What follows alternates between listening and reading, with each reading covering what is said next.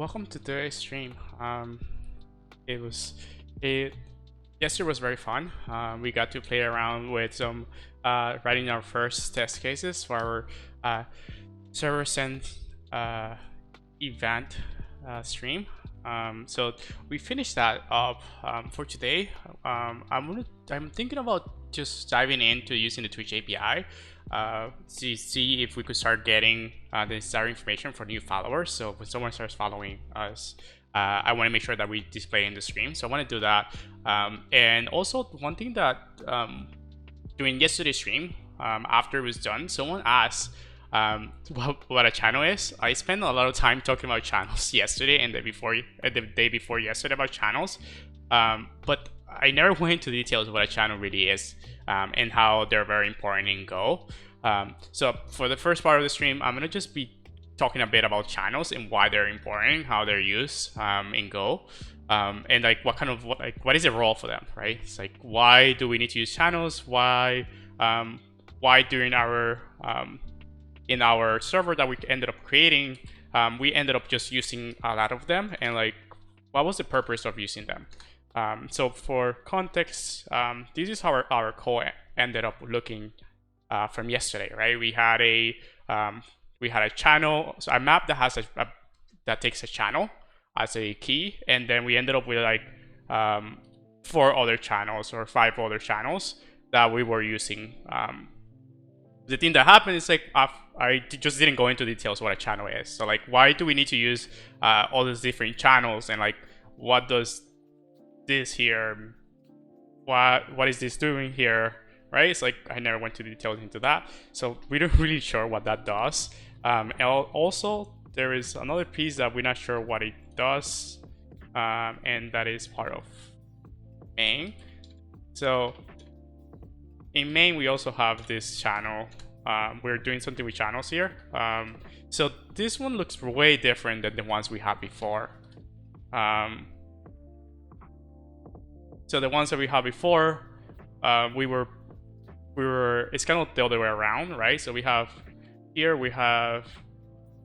this arrow here, and we're doing something to this here, and then here we're kind of like sending a value through it. So for the first part, I'm just gonna go over like what all of this means, and like why do we have a channel, why are we using channels in like our server, and like why they're important, and like why you should use them, and so why you shouldn't use them, and so when to use them and when not to use them. That's kind of what I'm going to be trying to do today, just for the first part. The second part will be more of like, how do we integrate to the Twitch API to get new followers. So yesterday, for example, we got 2 new followers, but we never worked on them because we never got a notification saying that they joined. And today we got a new follower, and also we didn't get a notification for it during the stream. So that's kind of the goal here, will be to start using the code that we have already written to get server send events from. So we have that part already done. We're able to connect it to the browser, and we were able to start getting messages, but we're not really getting any useful messages across. So the goal here will be to start getting some useful messages from the Twitch API. But for now, let's just go over what a channel is. So the first thing that we're going to use as a resource is that so there's a blog post in the Go main blog that explains a bit of what a channel is. But the way to think about channels is a pipe connecting 2 Go routines. So because in our give me a second, yeah, in our program, right, we are the way it works is that every time you open there's a request, that request gets its own Go routine, right? So let's say that you have 100 users in your website right now. Each one of them will get a Go routine to fulfill that request that they're making, and since they're all getting a Go routine, you have to have a way for them to communicate. So let's say that you have 100 Go routines, and you want to be able to update values in that each one of them depend on the same value, you want to have a centralized way to be able to update that value, because if all of them update that value at the same time, you end up with something called a race condition, where the program that you're running is expecting a behavior, but because something else changed it without telling it, it's gonna do some weird stuff. One cool thing about Go is like it has a lot of ways to check for race conditions. So we could try writing one and like figuring out how that works. But for now, let's just go through like this blog post, which is very informative. So the way that they say it is like you could think about channels as a pipe. So as a pipeline where you could put something in one end and then you will get it on the other end, or you could put it in the other end and you would end up in the first place on the first place. Yeah. So the way it kind of works is that channels themselves are in memory. So when you use make, so you can see here that they're using make. So when you use the make function, you're initializing a set of memory, like a memory. So you're initializing a pointer. So since you're initializing a pointer, you're saying, give me the pointer of a chan. So this is how you tell Go that you want to create a channel. Chan, and then you tell it the type of the channel. So the way that this example here is doing it is that it's initializing a channel that is type integer. So it's a type integer channel, and then it's starting a Go routine. So here, what it's doing is that it's gonna start a Go routine, and then it's gonna just start the Go routine. And since a Go routine is running in parallel, that means that it's gonna start, it's gonna execute, it's gonna call this function, then it's gonna return. So it's not even gonna go into the for loop for now. So you can imagine that the for loop is happening in a different place, and now you have the you have the return statement. So the function return itself. So that's kind of the thing with Go routines, is that they happen in parallel. So you could have your main program, and then your main program creates a Go routine. So now you have your main program, and then you have the new Go routine, which is handling all the information as it goes. And then from there, you could take those Go routines, and you could update information from the main program to the Go routine, or from the Go routine to the main program by using a channel, which is kind of what this is doing here. So it creates a channel called owl, and then it just returns it back to the caller. So whatever function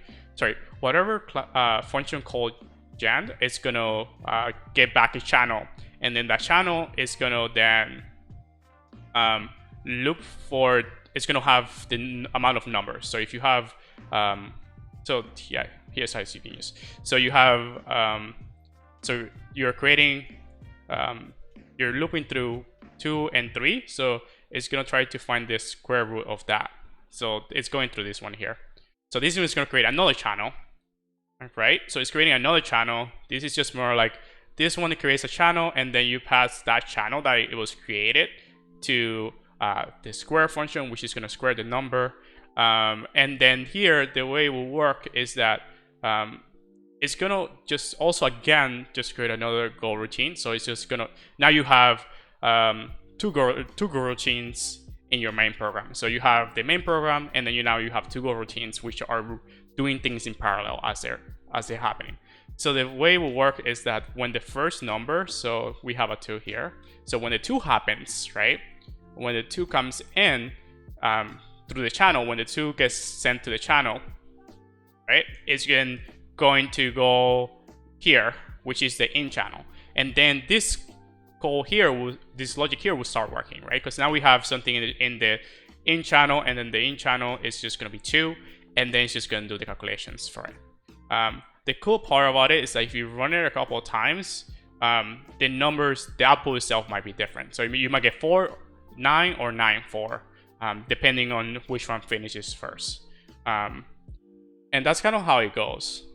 So that's the main goal, is that you're not mutating the value directly. You're not making changes to the value directly.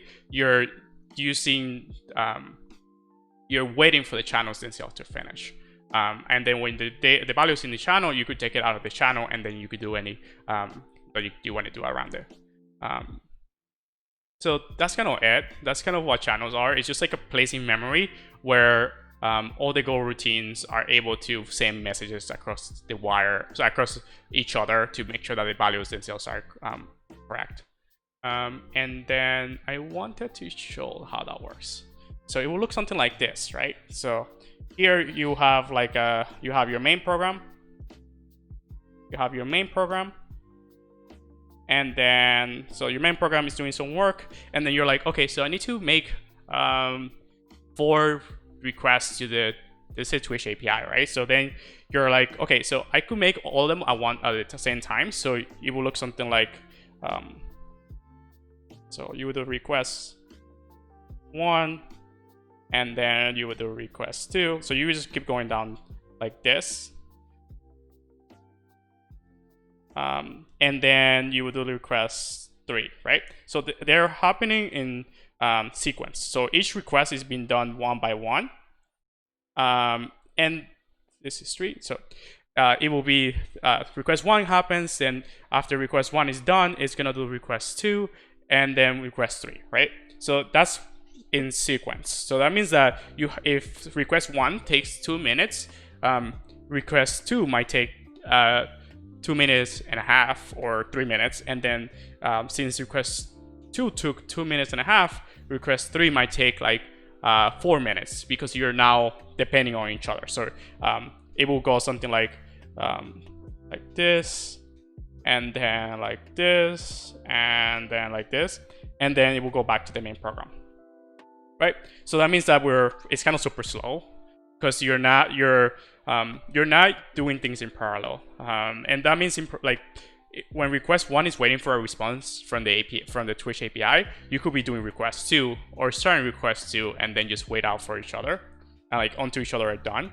But if you use Go routines,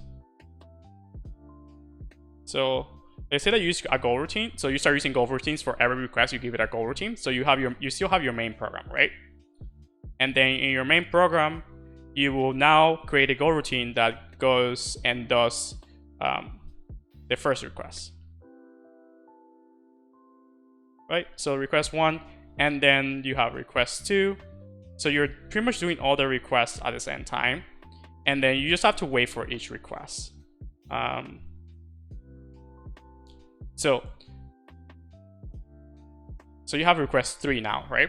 The issue that comes to now is like, sure, you have all the requests are happening in parallel. So request 3 could finish, and then you have to find a way to go back to the main program and tell it that request 1 finished, and then take that information and put it back to where it belongs. So that's kind of, so this is where channel comes into place, right? So you could have a channel that tells the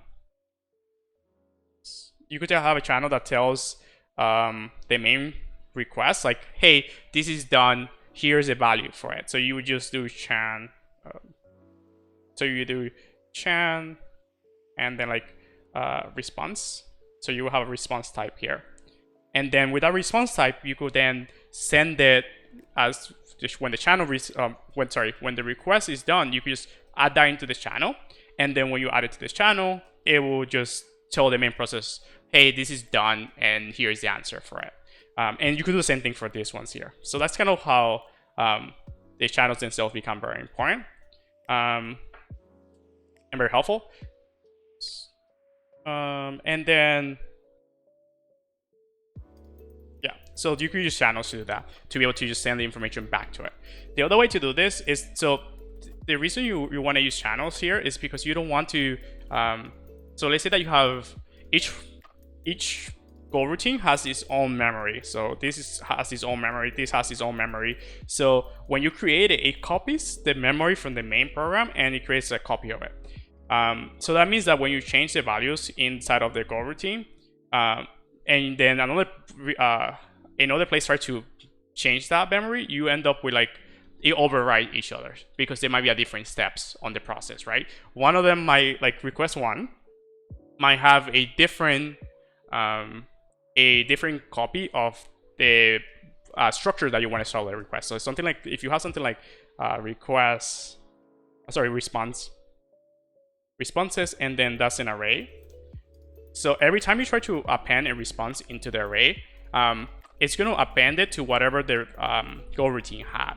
So that will mean that request 1 will be empty, request 2 will be empty as well. So when you add a response to it, it's going to override each other. So that's kind of why you use channels, because you could do you could have something like, let's just clean this up a bit.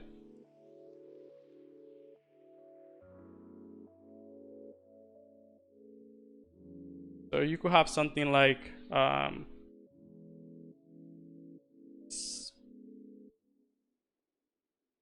you could have responses, and then you could just do an array, right? And then here you could have so you have responses, and then you could create a channel that you just call response.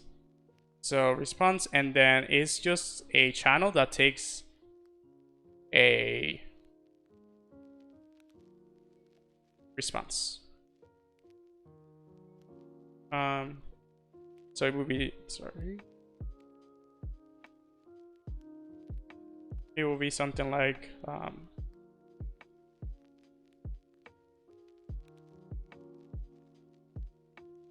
HTTP response, and then so yeah, HTTP response. And then the way it will work is that for every request, so when a request is done, you will do response, and then here you would just pass like the HTTP response. So wait, what the channel itself, so what this is doing here is just, it's called a so there is a reviser and a sender. So this is a sender. You're sending whatever this value is into the channel. So the response channel is going to take it. And then you could have in another, like in your main program, somewhere else, you could have something like, so you could have, let's say, R equals,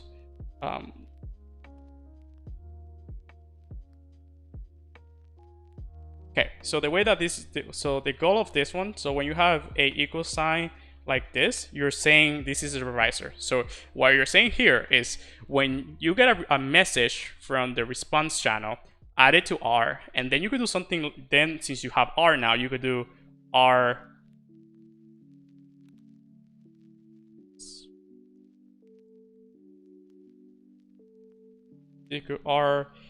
ps.append,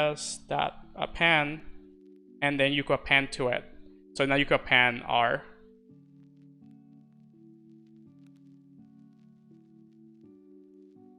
You could append R, and now R always have that. So this will be inside like a for loop or something. And then that means that every time you get a response from R, you're going to be appending it to it. So that's kind of the cool thing about the channels themselves. Yeah, so channels themselves are very helpful because you're able to just send information between two or more goal routines. The only issue is like they get very complicated to keep track of. So if you have like 100 channels, you have to make sure that you close all of them. The other option that you could use, which I'm not going to go into too many details around it, is to using lags. So that means that you could pass down the R, and then you could lag when you read it, and then you lag it when you write to it. So you could it's something that Go itself supports, which is very cool.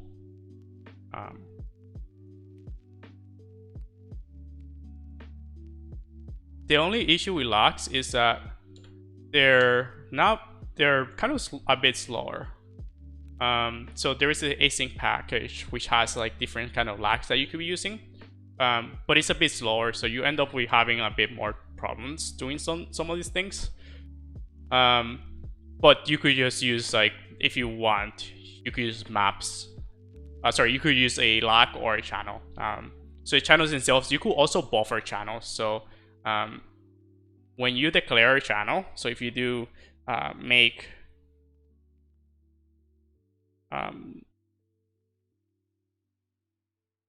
int, you could pass how big you want it, the buff. So you could create it as a buffer, which just means that it's gonna just lag. It's not gonna lag. It's not gonna wait for it. So you could just, like, if you do a 100 messages. If you add 100 things to it, unless you add 100 things to it, it will never block. So that means that as long as you don't have 100 items in this side of your channel, it's just gonna keep going and going. So that means that the for loop that we have here, this for loop here, we just keep going over and over again.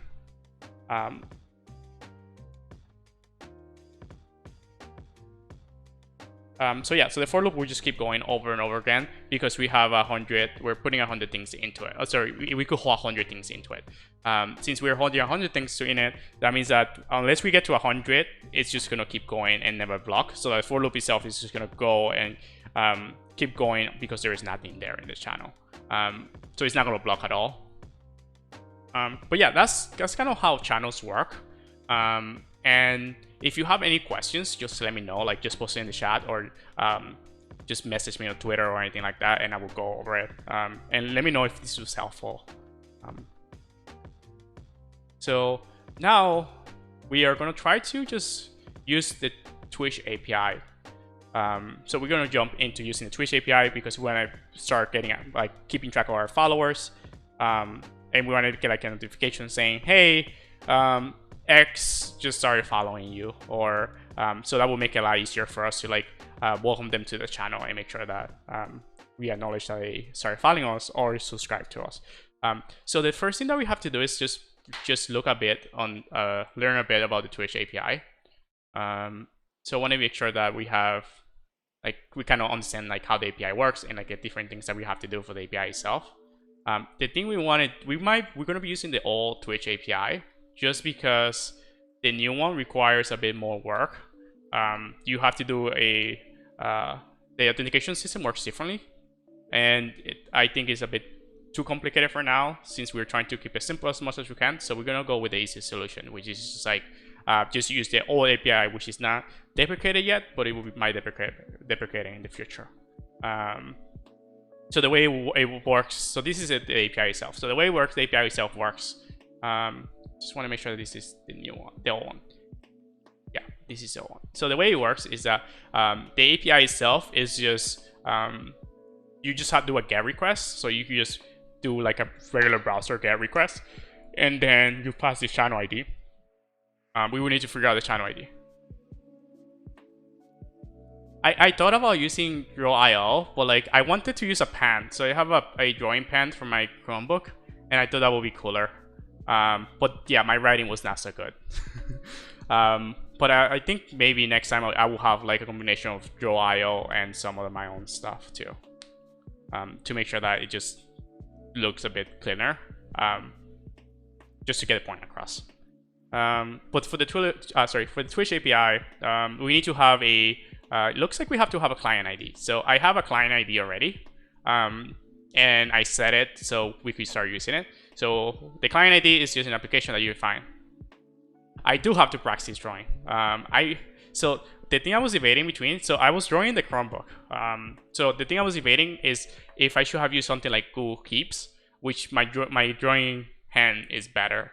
The thing that happens with the app that I was using is that it just does some weird things. So if I place my hand on it wrong, so this is what I was using, if you guys are interested. So the thing that happens is like if I place my hand wrong,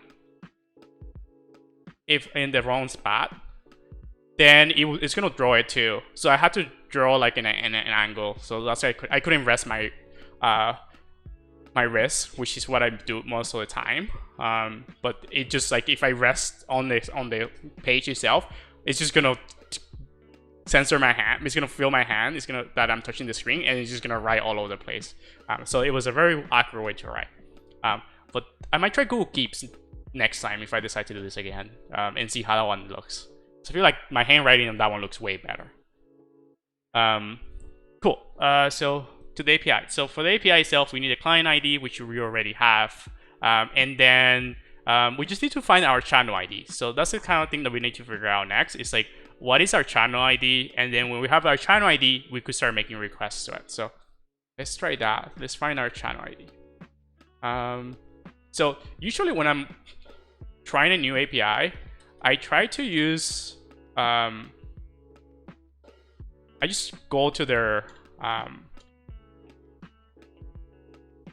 like a page and just look at the developer console and see what is happening.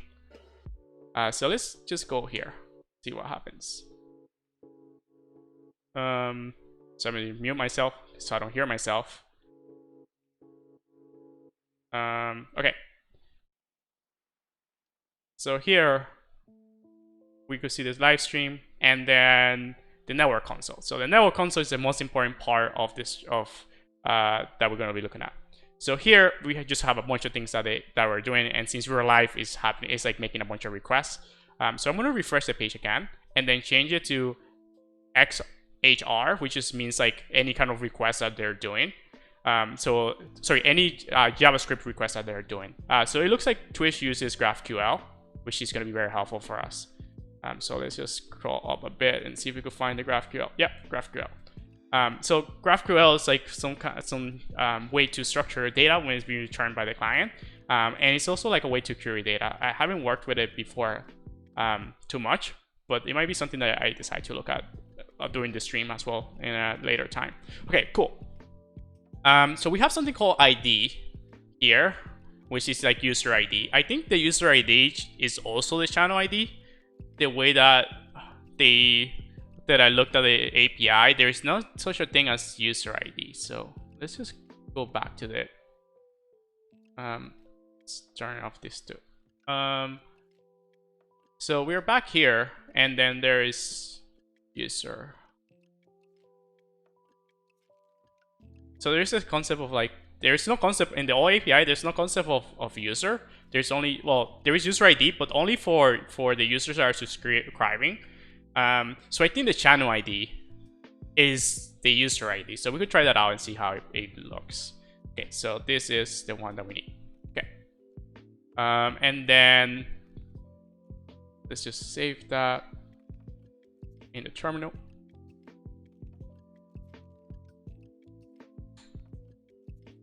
So in the terminal, we're gonna set a new variable. So we're gonna do channel ID equals this. So we're just setting here so we can just continue using it later on. And then we just come back and use it more when it comes down to it. Okay, so the way it will work, so let's just refresh this page so we could go back to the follower call. So the way it will work is that at this point, oh, didn't go. Let's just search for it. The way that we're gonna do this is that we're gonna get all the followers. So the way I was thinking about implementing this is I'm gonna get all the followers every time that the server starts, and then I'm gonna get the last subscriber. I'm gonna use that as a point of knowing if a new subscriber subscribed. So the way that the API looks like is that you get a list of followers, right? So you have a list of followers, and then you could decide how you want to order it. So you could decide if you want to order it by ascending or descending, depending on how you want to do it. So the first the first follower you're gonna get will be the last follower that subscribed. Sorry, that follow you. So that's kind of what we're gonna be doing here. It's just like how to get the last follower and see how it goes. So here we have. So let's start crafting a test payload. So usually the way I go about this is that if there's any examples, I would just look at them and copy some of the information that they have. So here they're setting a header. Something is wrong with their quotes. So let me fix that. So they're setting a header. Yeah, so the way it works is that they're setting a header, and then since they are setting the header, so they're saying that we are setting the type of data that the app itself supports. So it's just pretty much saying that this is kind of the version of the API that they're using. The next one that we're doing is that we're then passing the client ID to it. So the client ID is set. So the client ID is, you have to go to get the client ID. I just want to make sure I don't lose this. So to get the client ID, you have to go to twitch.tv develop, and then you have to make your own application. So you have to sign up So you sign up and then you get a client ID, and then that client ID is used to making any calls to the API. And then here we have to, just because I just took their sample.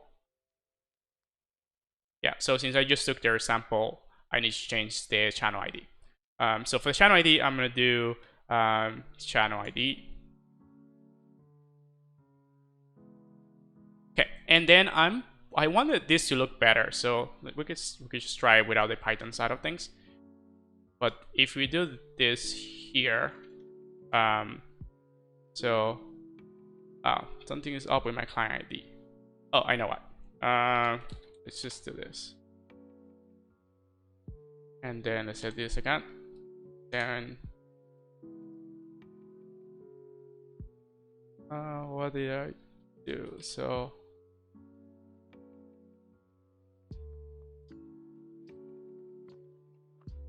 something is up with our client ID. So for now, let's just try the plain one to see if this works. Cool. Okay, so that's how it looks.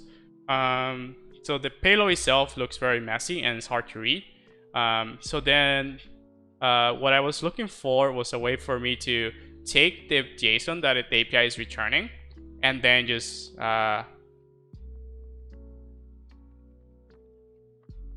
taking that and passing it into the Python to JSON tool, which just makes it look better. So this is how it looks at the end. So these are all our followers that have followed us in the past couple of weeks. Yeah, I think you're right. I think it's the quotes. I need to use double quotes to be able to use the casting of values in streams. I will try that next.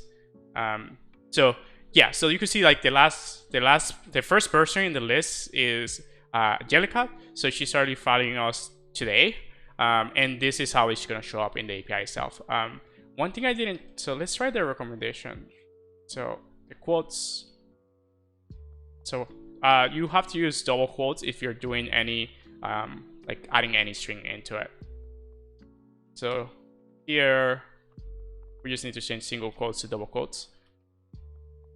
And now, yeah, that worked. So just for consistency, let's just go to this one here and ended up copying too much. Cool. Yeah. So now that we have this, we know how the payload itself is going to look like. I think there's other variables that I wanted to figure out how to use. So one thing I could use is just limit. See if I could limit the request to only return one user, because we don't need all the users. We just need the last user that started following us. So let's try to see if I could get this to work. So I'm saying just give me one. So yeah, so that's kind of how it would look like. So the payload itself will be just the one user, and then we could take that one user and save it into memory while the program is running, because since we're going to run the server for the whole stream, we could just keep that in memory. And then when the server starts for the first time, it's just going to ping the API for the first time and get that one user, put it into memory, and then continue, like save it onto that. So here, we're able to just, let's just go into the server directory and just make a new folder called Twitch. And in here, I'm gonna make a new folder called test data. So in Go, there's this concept of test data directories that when you create when you're building your binary for the first time, when you're creating your binary, this directory is never checked. Is used to keep track of the information itself. What I'm gonna do is that I'm gonna take this information. I'm gonna take what the API is returning. I will have to delete some information because we will have so much extra information. But the way I'm gonna do it is I'm gonna create a file. Just do response.json. So let's give it more context. So follower response.json. So I'm gonna take that. So the thing I'm doing right now is that I'm taking the output of the curl command that we're doing to check the API, the Twitch API. I'm taking that and then I'm gonna save it into a file. And I will give more context of why I'm doing that in a bit. So let's see.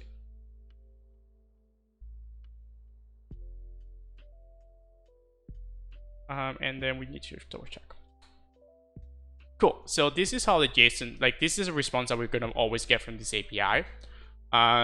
So the reason why I'm doing this, the reason why I am saving a file under the test data is because I want to start, like, instead of starting with the writing the API and pinging the Twitch API directly, I'm just gonna write a server, a test server that always returns this API. So it's always, every time you make a request to this test server, is always gonna return this here. So we could just write like start for testing. So for the remainder of the stream, we might not be hitting the Twitch API directly because we want to be able to write some tests for this. So that's kind of what we're going to be doing. So the first thing that we're going to have to do is, let's just make a Twitch.go, which is just going to have the Twitch, like everything that we need for the Twitch API. The thing I will have to figure out is if I want how I want to split it up. If I want to split it up, for now I'm just gonna keep in one file and just write tests for that one file and see how big it gets, and then start spinning it up as I go. So then I will do Twitch._test. So I'm gonna also create a test file here, and if we jump back here, we should start with the structure. So the way it works for Twitch is that we have two parts. So we have the URL that we're going to be requesting, and then we have the host that we're going to be making requests to.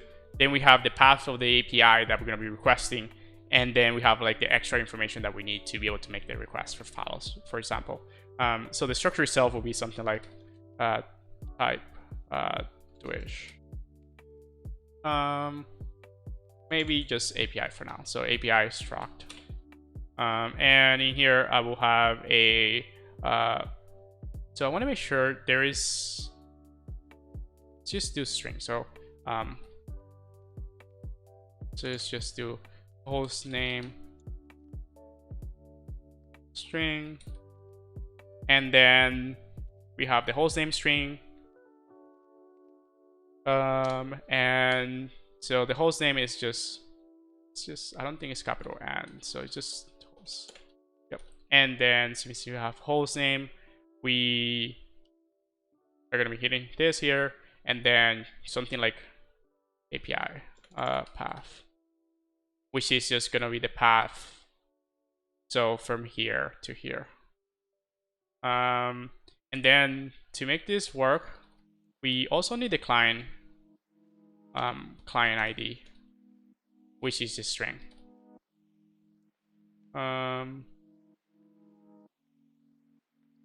Cool. So we have the client ID, we have host name, and then we have the path.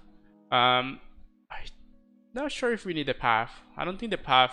The only thing that will start, I think everything for the B5 API. Let's just look at the API more, so we could start.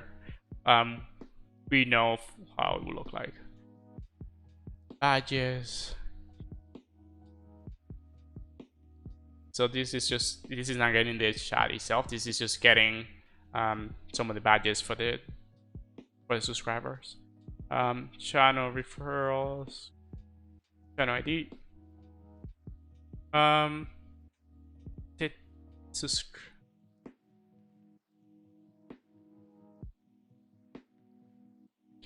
Let's see. I think maybe it might be easier to just like have a API and then just have like channel, and then channel will just be a pointer to channel, and then we could have another type just called channel, and then inside of channel you have the path, and then because channel might not have access to the client ID, so we might need the client ID, so we could just do something like this. So we could do API and then just embed So API and channel, like they will point to each other. So the way to think about it is like this is kind of a linked list where you could go back, but you cannot go forward. So that's kind of what we're gonna do here. And then we can just do, let's just do the new function so we can start building it. Okay. So then we're just gonna jump to our test and just rename it to Twitch channel. And then here, the way we want to use it, so if we think about the user side of things, the way I want to use it is I want to do API and then do new. And here, I will pass the client ID. So I'm just going to call it test client ID. Because again, we're not hitting the Twitch API directly. And then the client ID will be passed to it. Cool. So for a recap of what I'm trying to do, so I am trying to have a way for us to get notifications when a new follower starts following us. What I'm doing right now is that I am writing a Go module to be able to interact with the Twitch API before I showed a command that let me just make requests to the API for Twitch, which gave me the response that I want to be using. So it gave me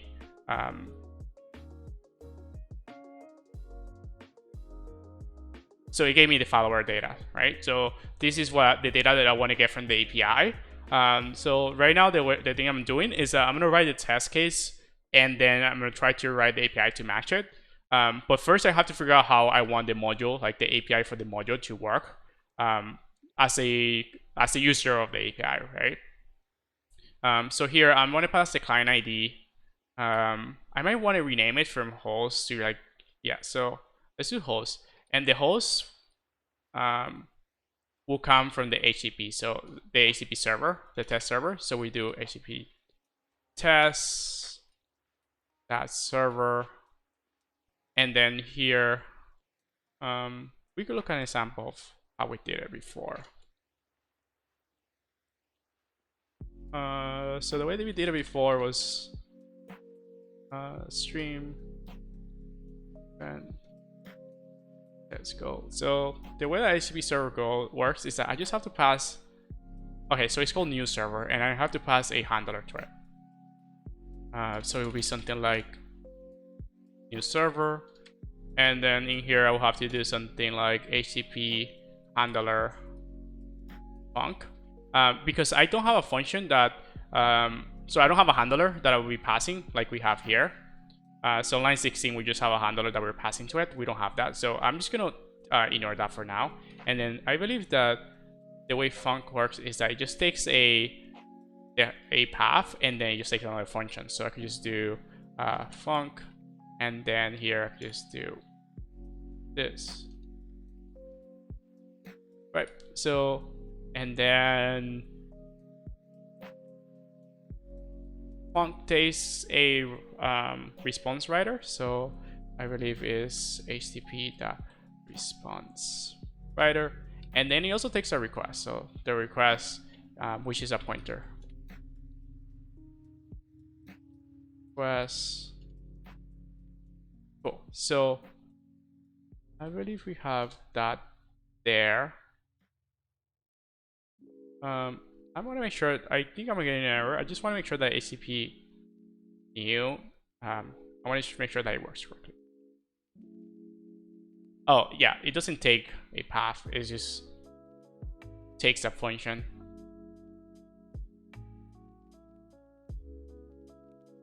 Cool, so it just takes a function. And for now we're just gonna return, so we're just gonna return just like hello world, because we don't have anything else yet.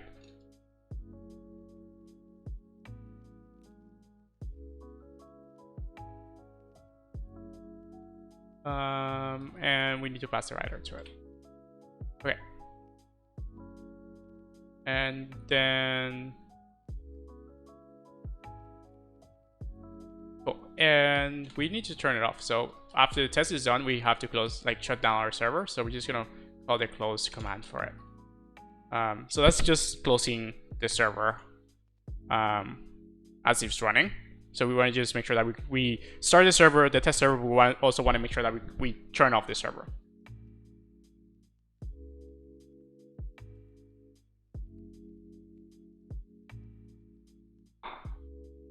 So the server is closed. Now, since we have the server, we could do something like,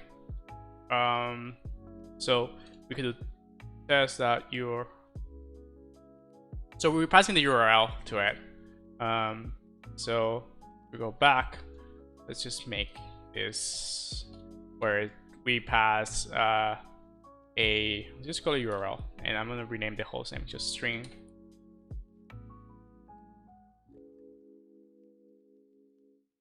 URL.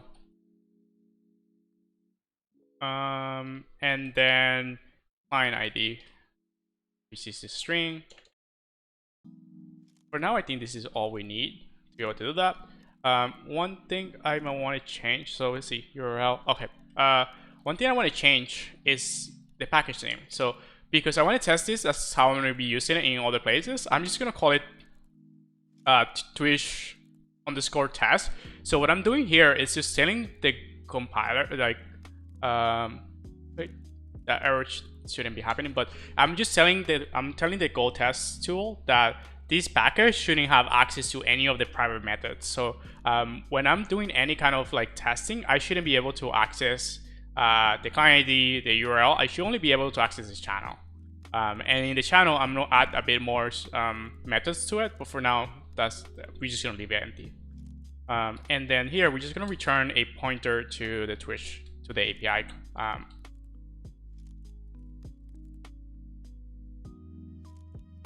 And then here, since we just have to initialize it, so we're gonna do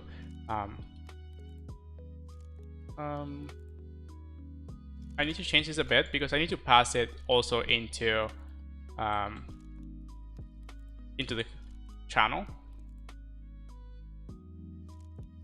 Do this here, and then client ID.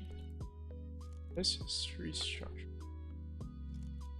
Turn API. Cool. And then we just need to add the URL. And since we have the URL, we're just passing the URL. The other thing that we need to do is that we need to initialize channel. So, so to do that, we would do something like API.channel.API. So API.channel, and then we're gonna create another pointer. So we're gonna be another pointer of channel, and cool. So yeah, and since we want to use it, start using the API, so we could just do API. So what I'm doing here is that I'm creating a type channel, structure channel, and then I'm passing the API value back to itself. So I'm passing the pointer to the API. So that means that I'm able to access the API structure from the channel itself. So it might help in the future for when we're trying to like access the URL and the client ID. Cool. So we have that there. So now I want to do API.channel. And then I think I want to be able to do just something like get followers as a method. And one thing that is missing is the channel, like the channel ID. So we need to figure out how to pass the channel ID. I think we just pass it here. So for the channel ID, I'm just gonna use my channel ID. Let's see if we can find it.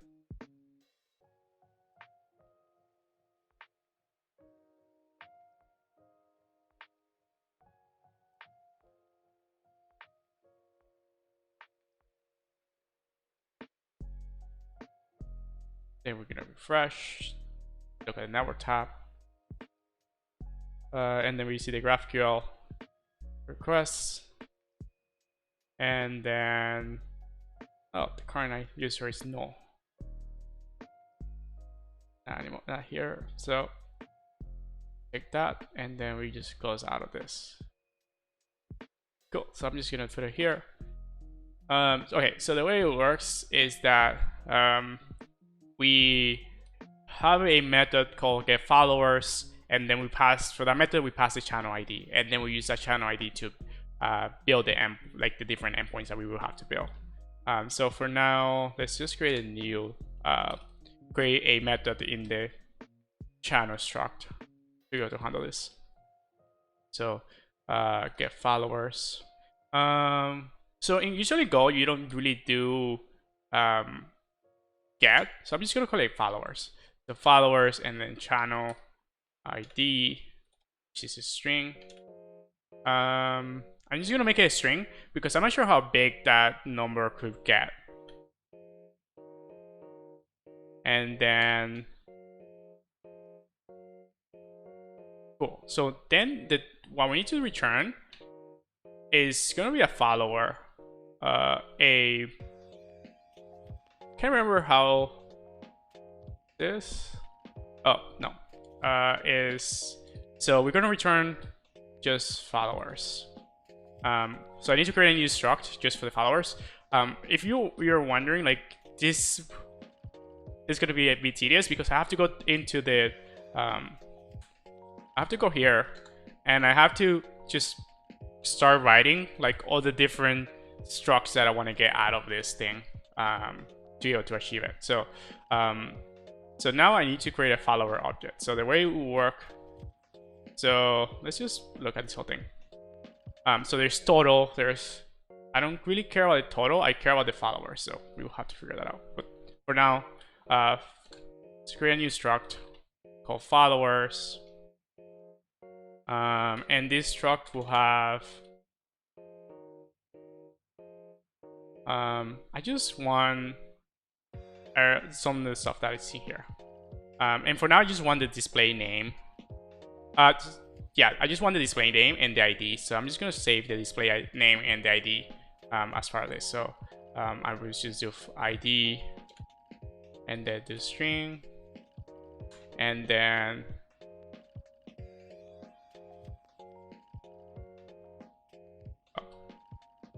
ID and then display name. Display name. Cool. So I have display name. I don't think I need anything else. I don't think the type will be useful for now, but we may have to come back to it. Cool. So followers. And then we just have to return. So we need to make it an array. So I'm just gonna make it an array with 0.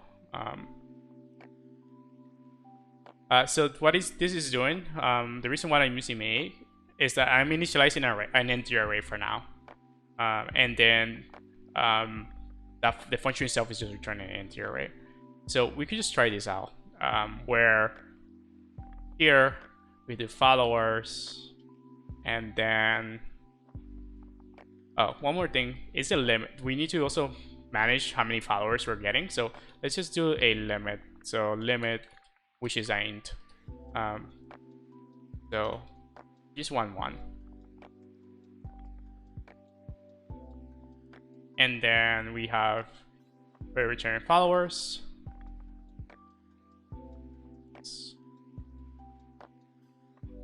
We're returning followers, and from there we can just go here, oops, and do we expect the length to be always 1, so we can just do if length of followers is not equal to 1, then we want to return an error. So we could do tf. Let's do fatal because we don't want. So there is error, and so error continues down the line and checks other test cases. But in our case, we just want to return an error saying that we're expecting followers to be 1, but instead it's a different number. So follower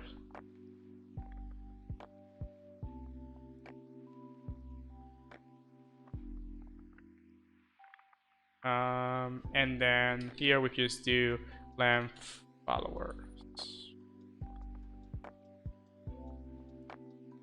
Cool.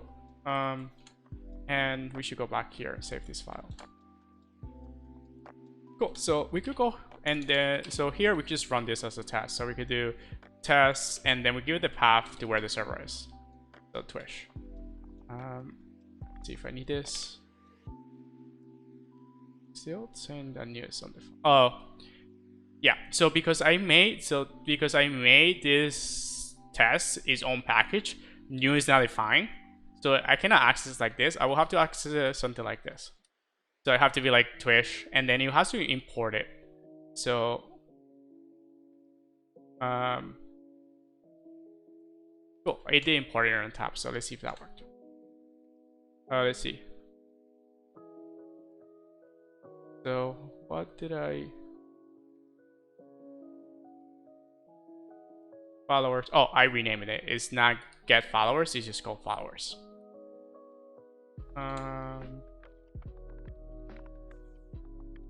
Cool. So it failed because we are not doing anything. So that's kind of what we want to get. So we want to get like this error to make sure that we start getting populating more information. Quick recap of what is happening. I am trying to I'm building a Twitch API module in Go that is going to let us get the last person to follow us, and then when we get the last person to follow us, if the person doesn't match, then we in the stream before, so yesterday's stream and the day before that, we created a server send event server which allows us to push notifications to the browser. So what we're trying to achieve now is we're gonna get the latest follower, and if the follower is not the one that we have saved, and this is a new follower that we got in the last, let's say during the whole stream, we will then show in the stream thanking them for following us. So that's kind of the what we're trying to achieve. But if you have any questions, let me know, and if you can, please click the follow button if you want to get more of this content. And if you want to learn more about Go as well. So now our test case is returning is failing because in reality we are just returning a empty array, so it's just 0. But guess what? We could cheat. We could make the test pass by not doing anything. So the way that it works is that you could just if you could just add a cap. So you could do this here where you say 1, and then it says my pass. Yeah, so we could cheat. So cool, kind of works, but the user that we're expecting it to be there is not there, right? The user that we're getting back, so we're getting back a array with something in it, and there's nothing else. Like we don't know, it's passing the test. So that's kind of, we need to stop us from cheating. So the next thing I want to do is that I want to get it 1 follower. So we know that we always have 1 follower. So I'm just gonna do follower, and then I'm gonna just get that 1 follower out of the array. Right. So now follower. So for follower, we're expecting a name. So for follower, so we have an ID. So we could just do ID not equal to. So we could go back to our test data, and then we just take the ID for that follower. And so, oops, I copied too much.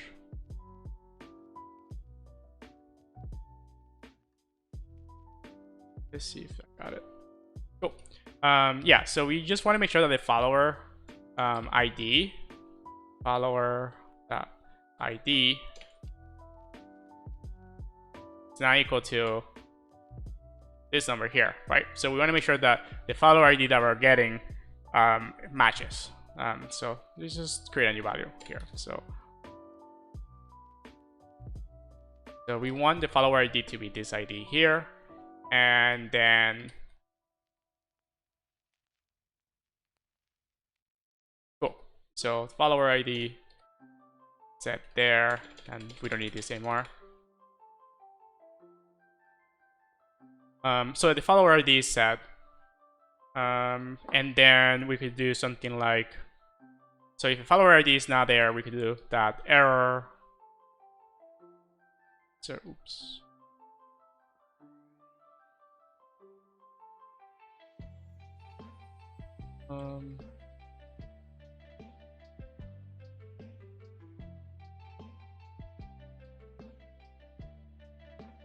So we have T error, and then here we could say follower ID not match, and then we could do got, and this is a string. We use %s, and then we do one follower, and then we also want to just see what we got, so we could do follower that ID, which is like what we got. So got this is a bit missed. No, yeah, this is it, and then we could do want. So this is what we want, and that's what we got. Now we can just rerun this again, so we could run the test again. And then it says follower. Yep. So there's two ways to declare variables in Go. So I mostly use colon equal, but you can also do something like var, and that will also work.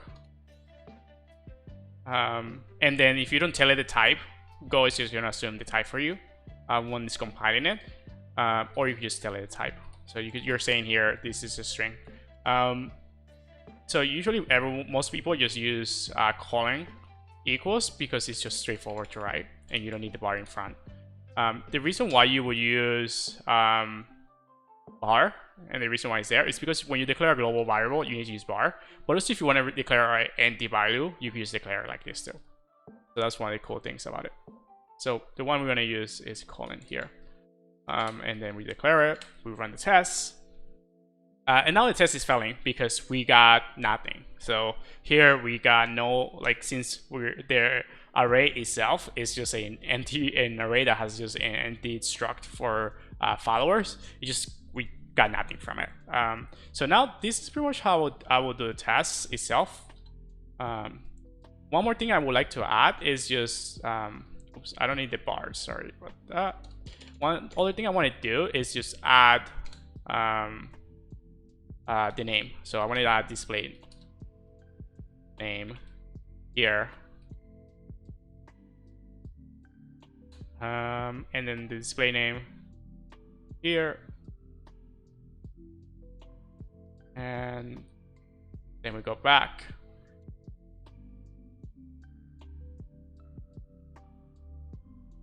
So now this is the display name. So we just copy this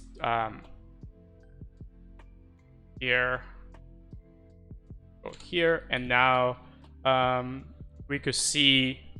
So we're changing this to display name. So we want to check the display name, and then we want to change this line here to display name too.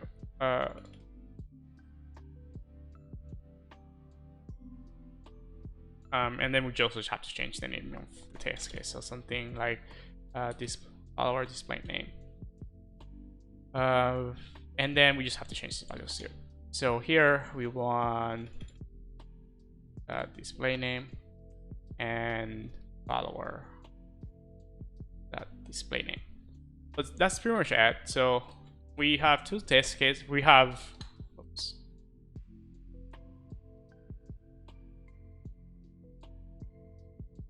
Cool. So we have two test cases. Three. So we have, first we're checking the size of the array. If it's greater than, if it's not equal to 1, because we only want 1, since we're passing a limit of 1 here, it's just gonna fail here. So it's gonna just stop completely because we don't have anything there. And then the next thing is that we're getting the first follower. And then since we're getting the first follower, we then set what we're expecting. So we're expecting a follower ID of this string here. Then the next case is just checking that what we're getting for the ID matches what we want. If it doesn't match, it's going to turn an error.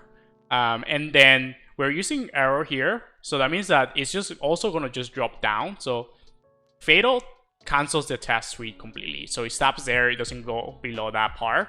And in the case of error is just going to print the error and then move on to the next case. So that will be the difference between them here.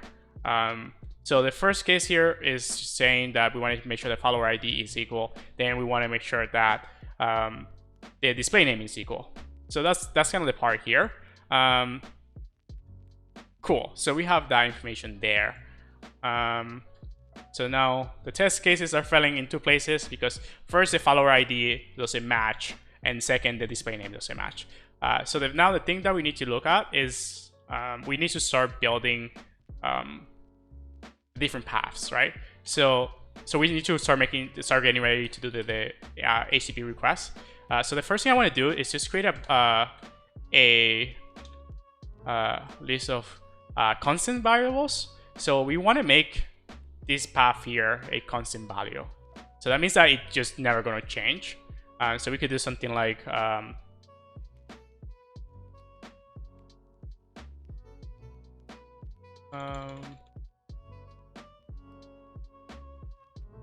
usually they're capitalized, but I don't want this to be available. So I'm just going to call it just channel and then path. Here,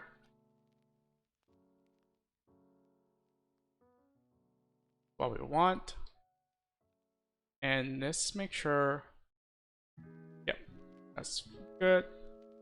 And then we don't need the path here. Like we don't need this path here since we're creating a constant value on top. So we can also do the same thing again for just channel follower. And then here, the only thing we need to add is just, so we're looking at subscribers. That's what we need. We just need this here. So we could do that. So we could do slash followers. And then for consistency, I'm just gonna add a slash here as well. So we have the path to get the client. And then we have the path to, the path to get a channel. And then we have the path to get the followers. One thing that I just thought of, I wonder if there's a way for the for the test server to have a path. Because it would be cool if we also check the path was correct, right? So when we created, so right now the way that the test server is set up is that it's just gonna return the certain response over and over again. Doesn't matter which endpoint you hit, right? But we want to make sure that the endpoints that we're hitting is the correct endpoint for the TrueH API too. So we just want to make sure that that we do that. So I'm going to check if there's a way for HTTP tests to be able to handle paths. I think I can use, maybe I could use serve mux and see if that works. But again, the easiest way to know how something behaves is just to look at the Go code base and see how the Go team and the contributors for the project are using it. So let's see if we could find one that they're setting a route for it. So no for that one, not for that one.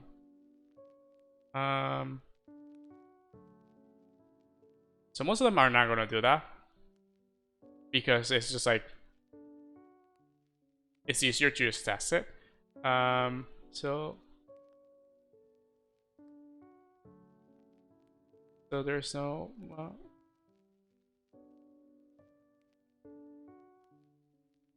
so let's just look at the HTTP package completely.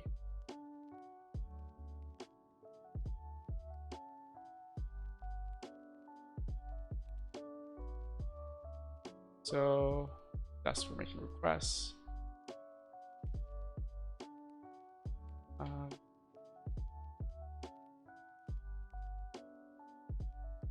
Okay, so I think I just have to change this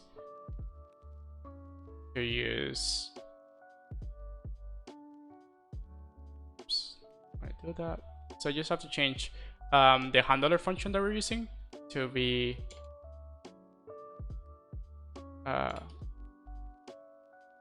handle that func, and then this one takes a second param. So the second param will be something like slash. So let's copy this here. Might be faster.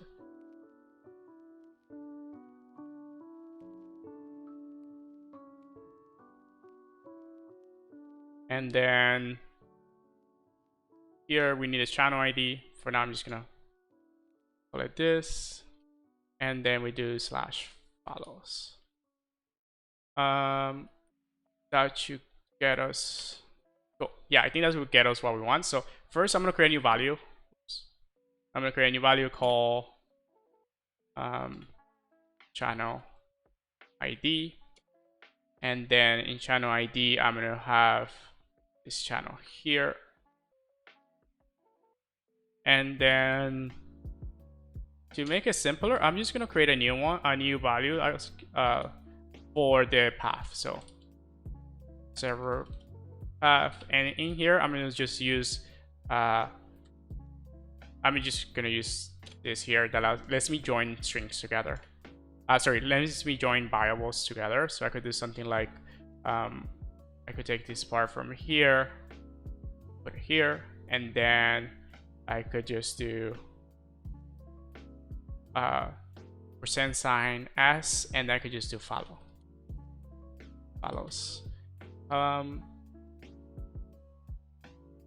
So this will let us just test the path that we're requesting from the API and make sure that it matches. So if you do anything weird to the path, we know it wouldn't work. And we could test that as part of this too.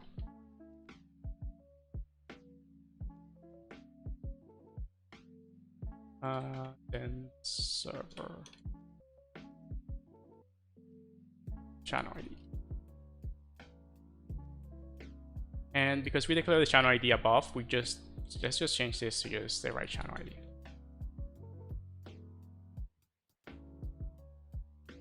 Cool. So the reason why I went through the trouble of changing the HTTP server, the test server, is so I want to make sure that the path that I have here matches the path that I'm calling in the API. So that will get us even closer to testing on the real API itself. Cool. So now that we have that, we could go back here, and now we could start building the request itself, right? So we have the channel ID, and then we have the limit. So we just have to start building the URL. So I think Go has a way for us to build the URL. So let's just look at the package itself. URL.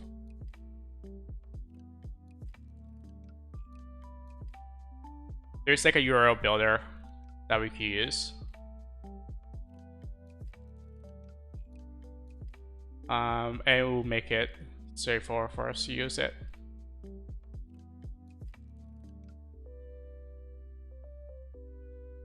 If there's any samples. So URL. So cool. So we can start building it here.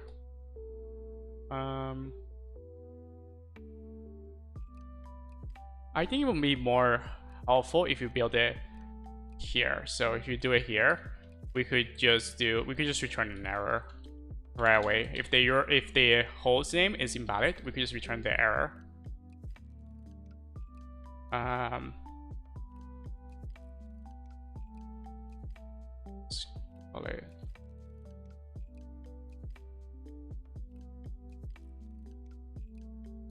Cool. So here we could just do u equals, we are gonna get an error, so we're gonna do that, and then here we just do url.parse, and then we're just gonna parse the URL there.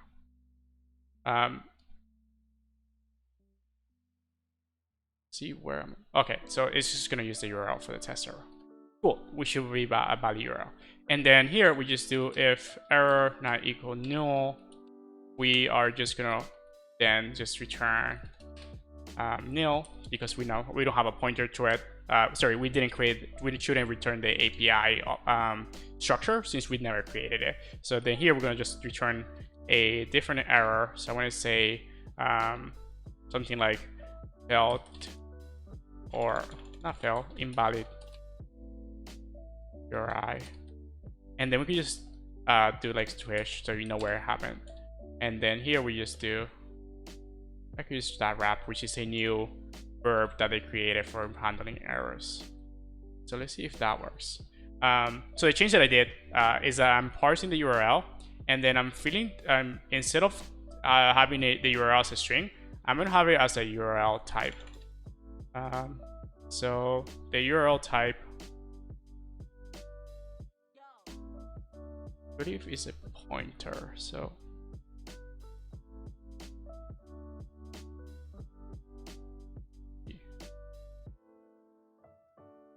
oh, it's a, okay, it returns a pointer. I think that's what we get here. Cool. So let's just make sure that that our tests are still running. So let's see. So undefined.net. It's just not .net. It's just called URI.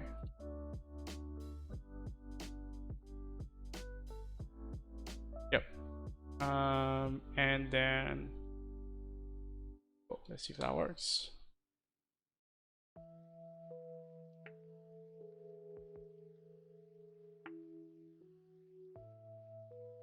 Because we have the, we are shadowing, so I'm just gonna call it. So because it has the same name as the package is being overridden by the variable on the function. And then errors undefined. Wait, which error? 2.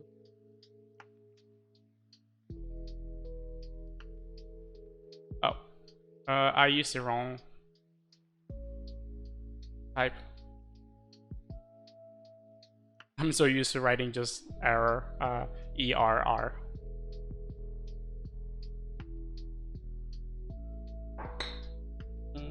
Doesn't look like it's safe.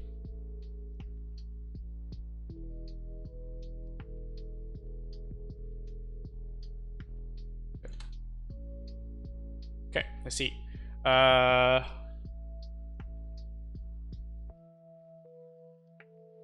Cool. So now the API. So the first thing that we're gonna handle the error above after, but the first issue that we have is that now that our new function returns 2 values, we need to handle those 2 values. So here we just do error, and then if error not nil, then we return, we just do f fatal, and here we just do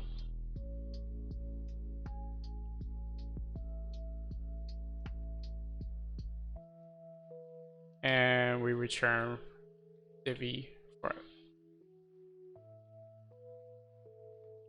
Cool. So we could try this and see how it goes. Cool, that fixes the first problem. The second problem is because how we change the value.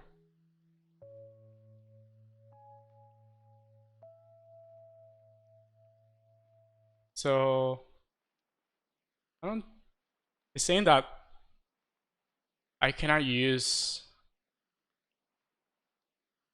the HTTP function as a value. So let's just go back to where we saw that and see if we could find it. Here it was part of the network package. So one more back. Cool. So here the thing that's happening is that it's using the default handler. So I should just use HTTP mocks and just pass that up. So I could just do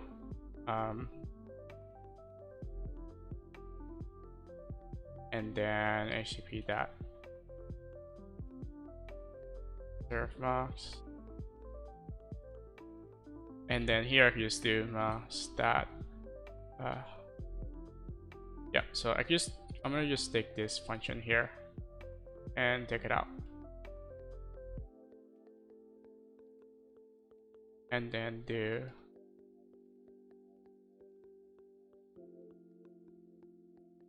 cool, and I just have to press mouse here.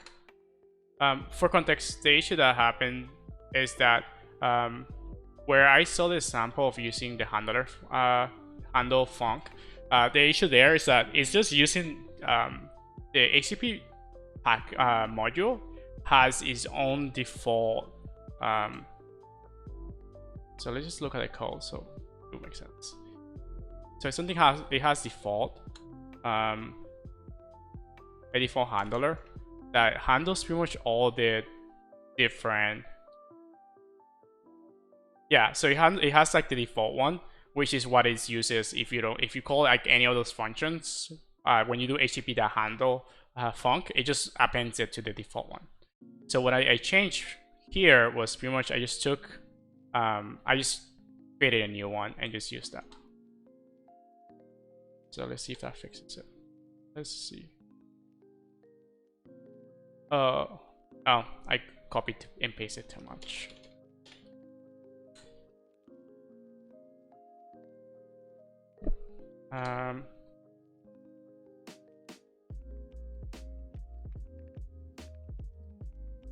Cool. Let's see what is missing. So, oh, where is that one? Oh, I think I got rid of that. So why do I keep getting an error? Oh, I think my server. So I used something called a language server, and I think it crashed. It's not letting me save. Okay, there we go. That issue is fixed. Yeah, it's very dangerous, so you shouldn't use it. Yeah, so anything could use the default one. So like you don't know what is gonna end up there, so you should never use it by default. So it could be like because it's a global. So the way it works is that everything is global, is adding it to it globally. So any package or anything that you import could touch the default one, and you wouldn't know who's adding those endpoints. So yeah, you shouldn't use it for the default one. You should try to avoid it as much as you can. So if you ever want to use it, you could just use declare your own and just like start passing it for your server, and it will be a lot better to do that instead of using the default one, just because like you could never know what could end up there. So anything could end up there, and that means that you could be serving things that you're not sure. Like there's things like you could be serving in your production server that you don't know that you're serving those things. And by things I mean endpoints. So you could have like an endpoint that gives someone access to your whole server because you're using the default one, and then you use a third-party package, and that third-party package went and added their own endpoints to the default serve mocks. But yeah, you should never use the default one. Same thing with the HTTP client. So I'm not using the HTTP client here, but another thing to keep in mind is like the HTTP client, the default one, does not close the connection. So it doesn't time out. So if you have a malicious endpoint that you're requesting, it could just hold the resources on your server forever because it's not going to close. So you shouldn't use that one unless you reconfigure it too. So I'm going to use it for now, but I will follow up with how you handle it as well. So when I mean the default HTTP client, something like this, where you do, let's just look at it too, because we were there. Let's scroll up. HTTP.get.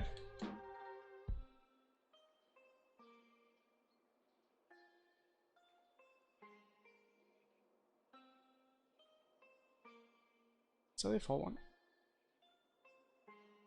Nope.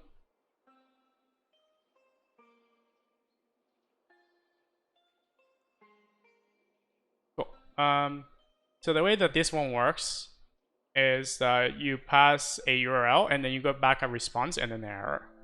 So this is what I mean by default one. So the default one, you don't do anything. I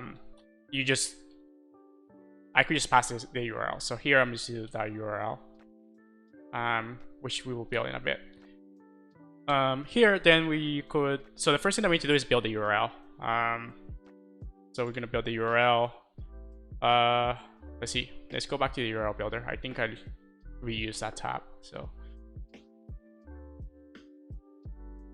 for everyone that just joined, a bit of a what is going on here is that I am trying to write a Go package that is able to connect to the Twitch API and give me the last follower that started following the channel. What I'm doing right now is that I just finished writing all the tests that so I wrote a bunch of test cases. So we have 5 or 6 test cases I just wrote. So we just want to take those test cases and then make them pass. So right now they're all failing because since we're not talking to the Twitch API at all, we're just like failing and it's not doing anything there. So what we're doing now is I want to be able to build a URL. So I'm using the URL parser that comes in the standard library. Then I'm creating a URL struct that I'm passing down into the API struct. So now I need to turn that and start appending different parts of it, right? Because I want to start building the path to be able to make the requests. So I haven't used most of the URL builder before, so we can just like look at it together. So let's see.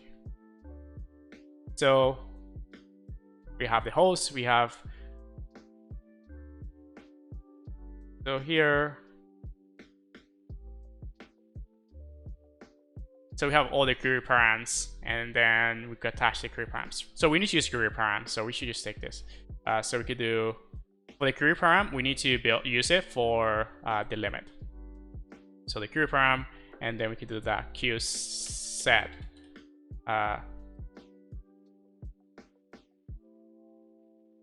limit, and then we want to set that to whatever the limit is.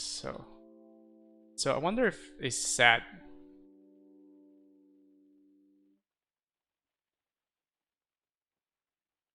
Let's just look at what the query param is before, like how.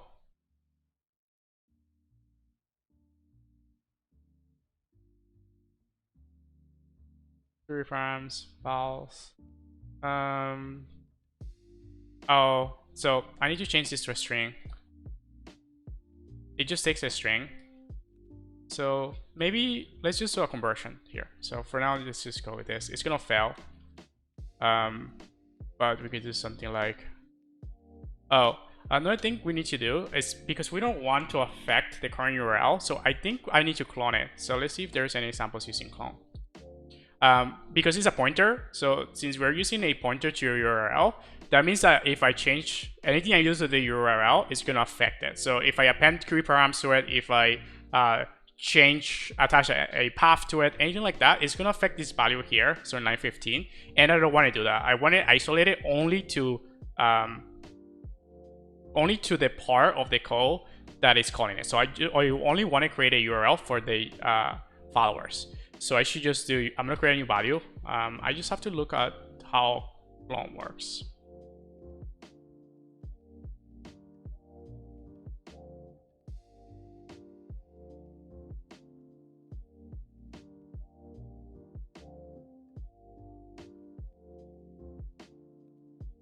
So, no. It's always useful to just attach Golang to it. See if there's anything using clone. So we're adding a bunch of things to it. No.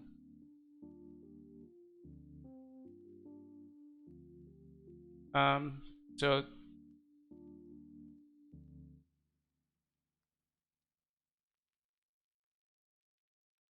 see what he says. Okay, so one cool thing that we could do is this here, which is just it's just deferring the URL. So we could do something like so the thing that we're doing here is that we're telling Go we just want the value of it. We don't want the pointer. We don't want it. We don't want to do anything with the pointer. We just want it get the value, and then since we got the value, we could then start making changes to it. So here I could just change this to URL. So URL. For now, I just want to run this and make sure. Let's see. So much. I just want to make sure that this compiles correctly. Cool. Yep. So now we are setting the limit, and then I believe. So let's go back to the query params. Query params, and then so we just want to modify the query params. Let's see other samples. So that one.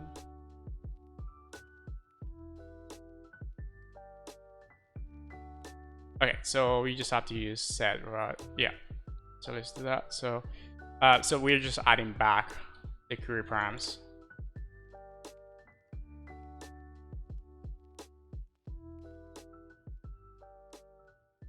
I think I'm just gonna rename this. This is getting. I'm just gonna call it U. Cool. So U is the current URL, and then we want to do we're gonna encode it, and then we want to pass it as a value to the raw URL. So that will be the first part, and then we just want to print this. So we want to make sure that it just works. And since we're using the test tool, we have to pass -v so we could see any errors. Let's see. Oh wait. Oh, it's 0.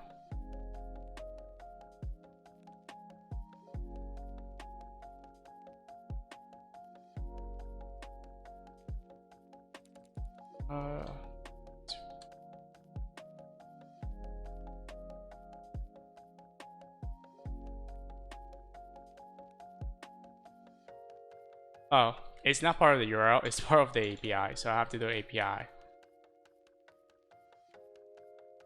And that's how I get the URL. So, for some reason my editor is being a bit too slow. Like I save it and it just takes a few seconds for it to just like save.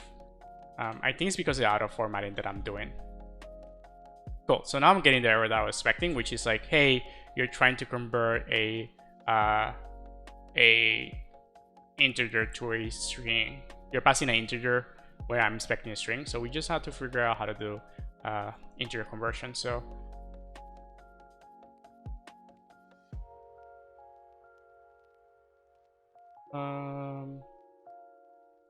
so there's a package that does the conversion for us.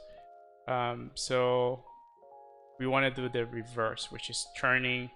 Let's see. No, and then okay. So we want to use this one here. So this will turn our integer to a string.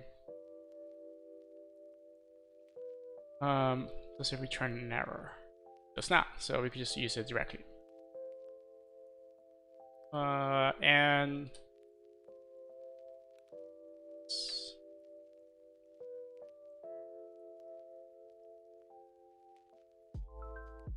cool. So now we have that there.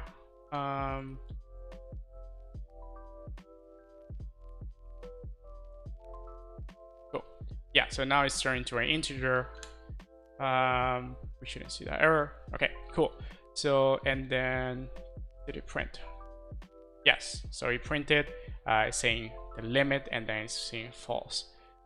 So I just need to figure out how to turn the URL into a string. So I think, let's see if this does it. It does not.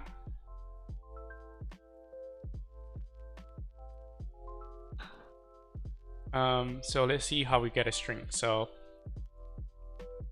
a path, a host, bars, poll, port.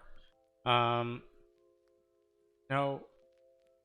it should. Yeah, I think my editor just didn't save.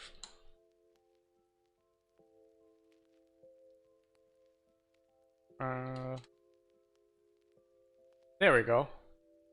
So now we just need to figure out how to append the path to it. So let's see if there's anything for adding paths.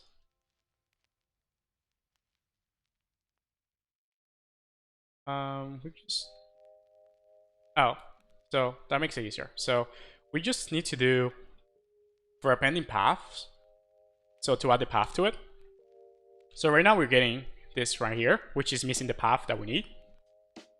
To append the path, we could do something like that path, and then we could do equal, and then we could just use string, and then we could just do, so we have this slash, but we don't have this slash that joins it. No, so we just need to do this. And then here we just do channel path, and then we do channel follower. Let's just call it follow.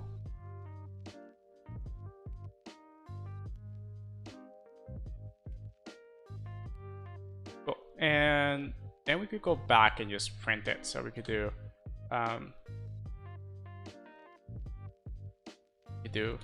print new line, give that string.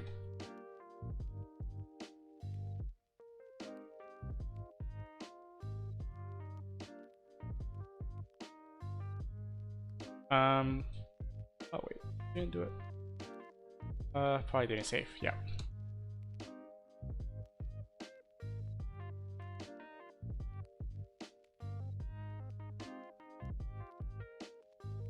Oh, didn't match.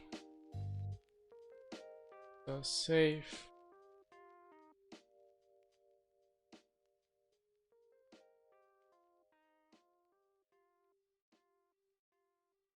Cool. So now we're adding it. So we have Kraken, channels, follows. The missing part is that it's missing the channel ID. So the channel ID goes in between here and here. And it's an integer. So we need to add a channel ID.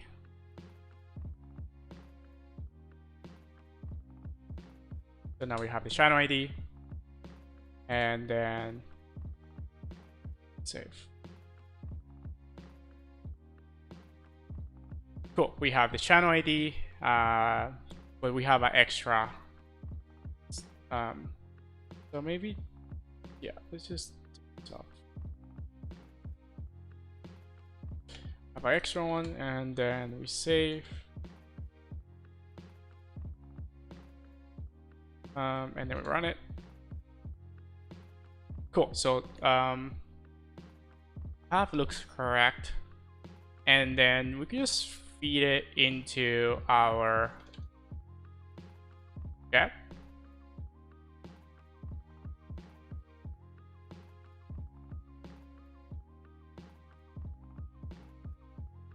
And then we could just do if error is not nil, return. So we just have to put an error handler here too.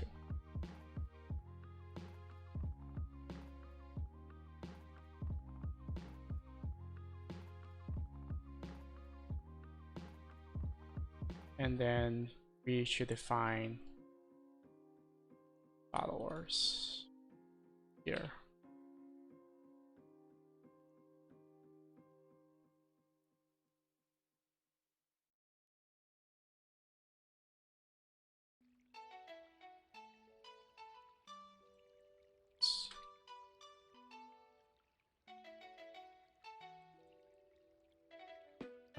And we just want 0 because we don't want to add anything to it.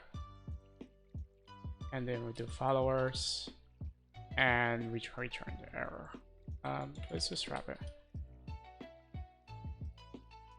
And we could be failed.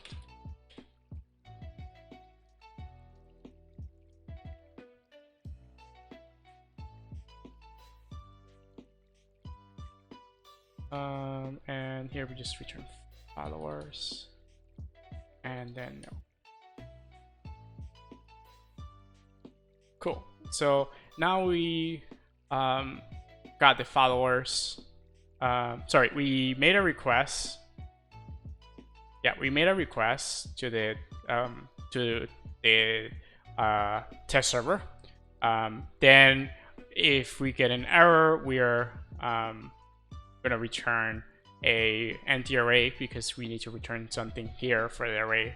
And then we're going to return an error saying failed to get followers with, and then whatever that error was from the get request. The next thing we need to do is that we need to close. So we're just going to do for sanity, we're just going to close the body.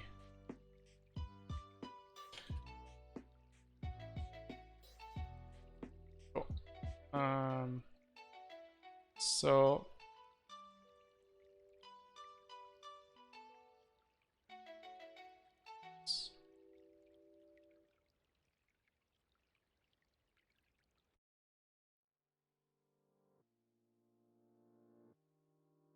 sure if I missed something.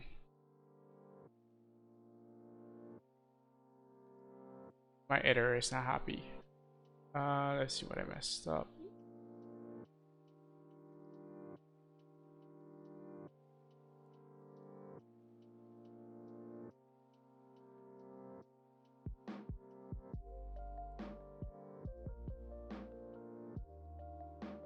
Yeah, so I think my language server that I'm using for auto-completing just crashed. So let's see if I could save.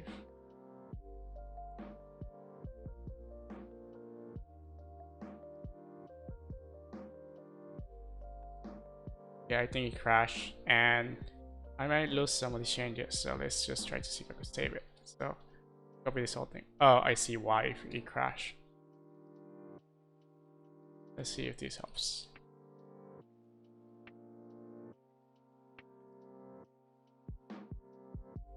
Okay, let's see if that did it.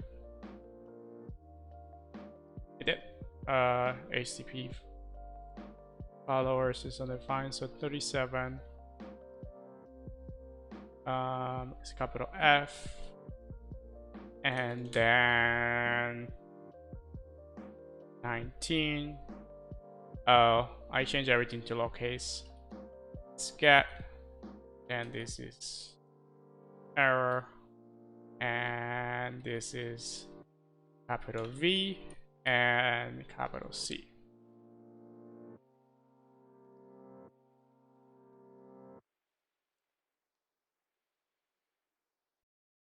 And then we run it again. And yeah, since I messed up this one here too, so it's capital S.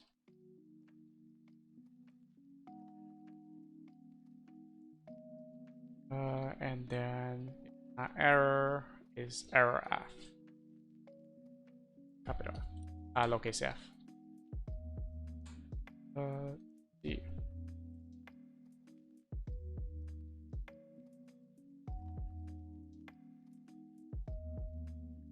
Cool. And then since my tests are only expecting one value, I need to just add another one here and then do the same kind of check. So I'm just gonna copy this check here.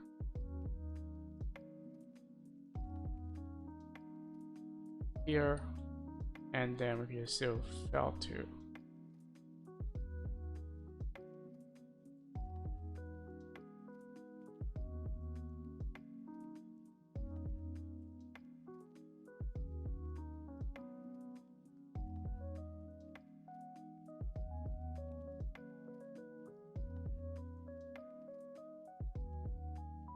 Cool.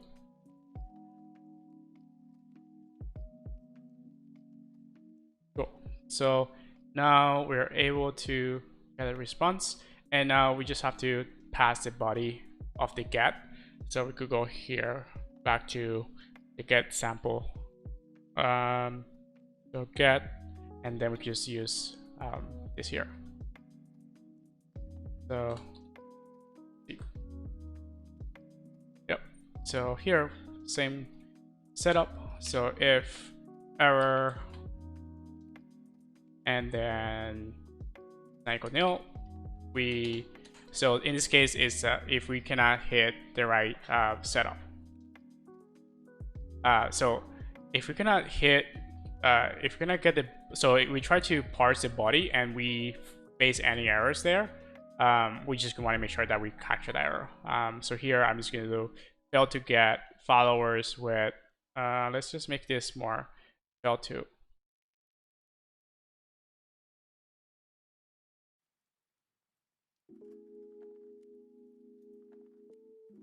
Okay, so we want to make the errors more descriptive, so when they happen, we could go back and see when the errors are happening.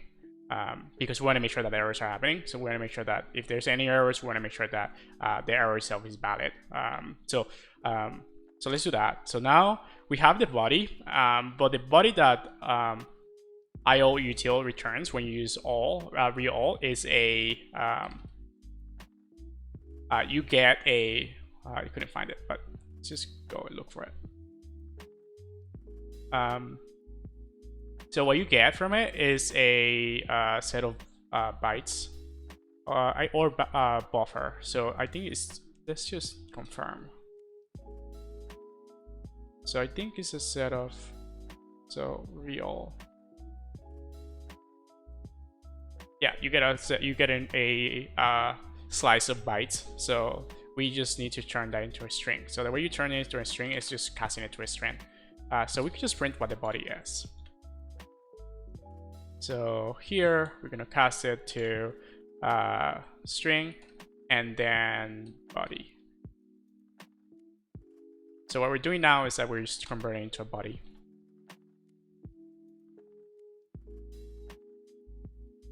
Cool. And then we run it, and we should see hello world. Yeah, so we see hello world. So now we're hitting the right path. So we're going to here, and we're getting a response from our test server. The next part is to be able to, we want to make sure that we are hitting the right endpoint. So let's just mess with this a bit, or make sure that we're that the test server is working correctly.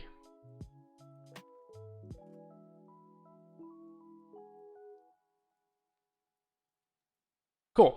So it's now returning an error. So maybe the next thing I should do is like check for 400.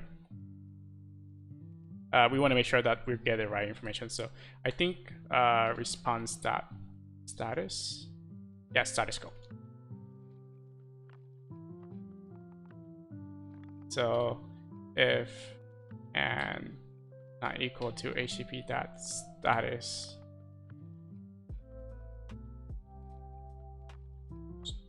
I think it's just sus. Sorry. Let's just look at the different statuses because I forgot which one we want. So we want 200. So okay. Cool. So we want to make sure that we get a status okay. If it's not, we should return an error saying, hey, the status that we got is not what we want. So we should return an error there too.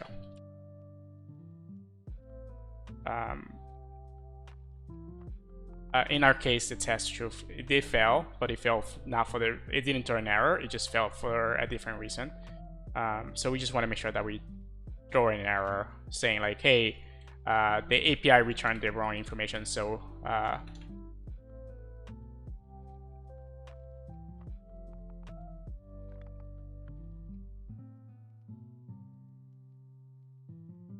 and then we can just pass the status code, which I think is an integer in this case. Yeah. So if it's an integer, so we just do response that status code. Cool. So we have the status code now, and then I'm taking that, and then I'm running it. So, oh, still, I need to figure out why my language server is taking forever, but I will do this at a different time. We're almost done. The last part is going to be a bit tedious because you have to handle all the JSON stuff, but after that will be done. So for recapping what is happening or what it has happened in the past hour, 2 hours, is that I am working on creating a Twitch package in Go that lets me get the current follower that I have, and then when a new follower gets added, I want to be able to send it to the string. So when I show it show it as part of the string, and I also want to show it. I want to get a notification saying, hey, you have a new follower. So this is what we're doing. 2 days ago, we created a server send event server, which allows us to send events to the server. What we're doing now is that we're building the next part of that, which is just how to get the user, the follower. And then from there, the next thing that we might work tomorrow on is creating a way for us to start linking all the different pieces together. So linking the server send event with the Twitch API, and then making sure that it shows in the browser. And also shows up as part of the string too. So let's see if that did it. Yeah. So we were saying get follower failed to get followers with status error. So maybe I should just change the name of this error here. Sounds very repetitive. Let's see. Fail to. I'm just gonna say fail to. Because it shows a test, so I'm just gonna do that. So it failed to. Cool. So that's working now. So if we do not get an okay response from Twitch, then we are gonna move to. We're just gonna return an error. And then back here, now we have the body, right? But the body itself is not what we want. The body that we want is in a file that we just created. So we have to figure out how to. So the next thing that we're gonna figure out is like how to open a file, how to take that content of that file and send it back to the caller. So I think I saw it somewhere in the utilities package. So what we're looking for is not tip file. So what we're looking for is read file. So we're gonna use the utility to read a file. So so here we're just gonna do a response or let's call it body equals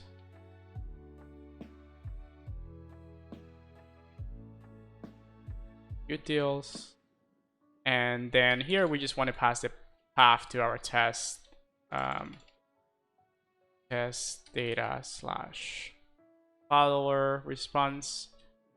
So this is why I saved it, right? So I am saving the whatever response the Twitch API is going to give us. I saved it to a file, so we could just send that back to the server. So here we're just gonna do something like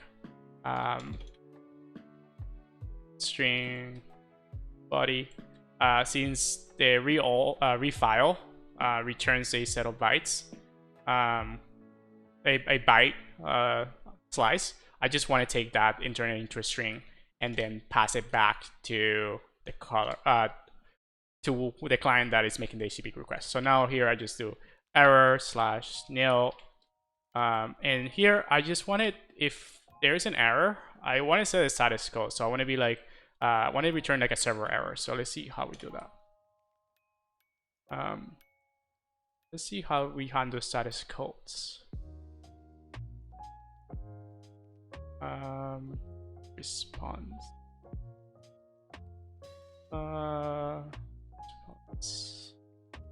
Response writer.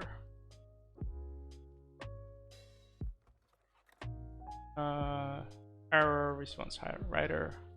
Wait, I think that was the one that we wanted. It went too far, but let's see. Timed out. Nope. I think we want error.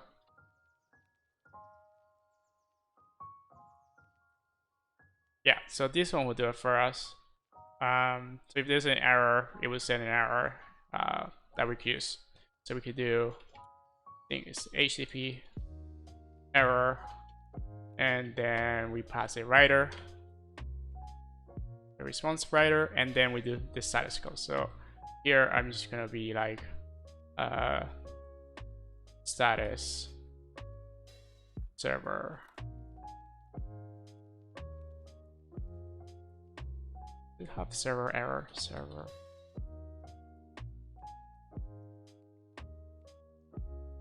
Okay, internal server error. So if we're gonna read the file, or for some reason the refile method doesn't work and it fails, we are then going to return a internal server error status code back to the caller. So whatever is calling the client. Oh, that's weird. Maybe I'm just gonna write. It's doing a conversion, so I'm just gonna write it. And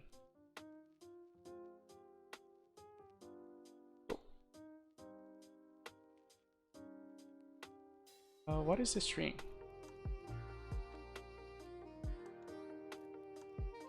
Oh, the error message. So that is what is happening. So this is right. And the error message would just be internal server error. Internal error.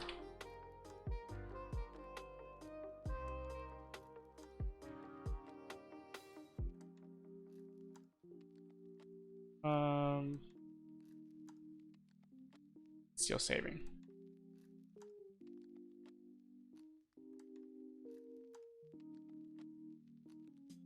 Cool. And then we should fix this here. Wait. Go full. And do false.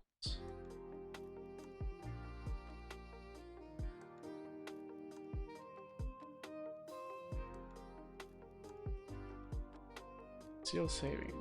Okay. Cool. So now we're getting the response back.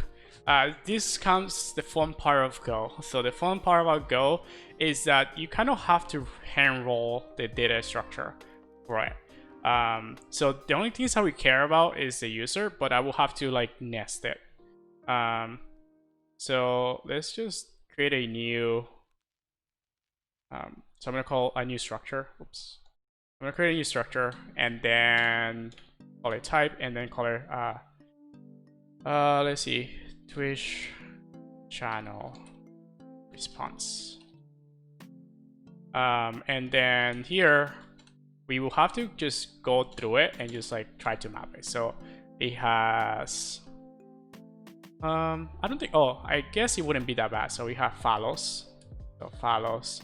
And then inside of follows is a, oh yeah, this is not bad at all. So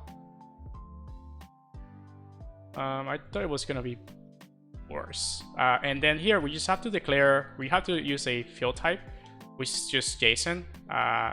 So just make sure I use the right syntax here. So package JSON encoder, and then just like very simple. Cool. So the way it works is that, no, that's too simple.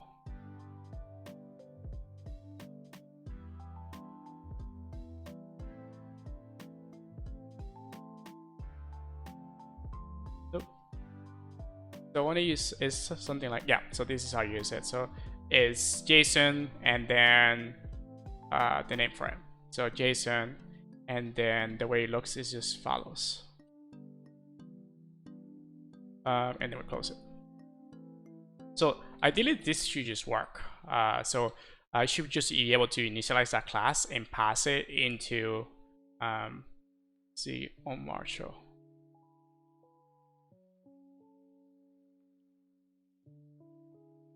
So on Marshall, and then if there's an error, so we can just do that and see if it works. So we have the body, which is already, so on Marshall takes a slice of a byte, and then you it converts it into struct. So first let's do response, and then we're gonna do create it as a pointer. So it's gonna be an empty pointer to wish. Yep. And since we have that there, we can now create a new one that says error, and then JSON that on Marshall. So on Marshall is gonna take the it takes the body of the request, and then it takes the response. Cool. So that's the response. I'm just gonna call it response body data. And then in here, we now have the response data, and we are able to, now we could just print this out and see how the response data looks like. But it's gonna be a pointer, so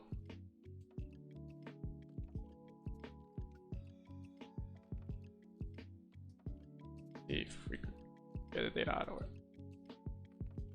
I don't think we need it as a pointer, so it might be just better to just pass it as a pointer and then just keep it, say, just as a struct. So we convert it into a pointer here, and then we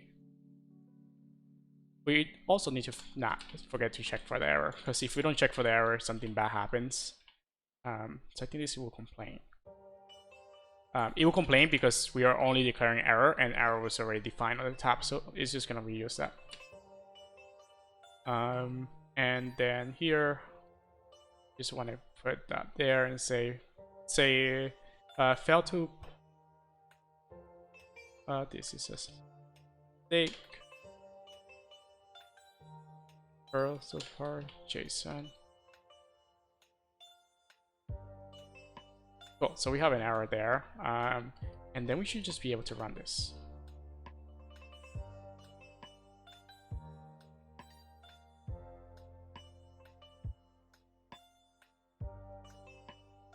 Okay, so it's not being added. So the response that we got was just like an empty, just pretty empty. I think I know why that is empty. It's because we didn't handle the headers correctly.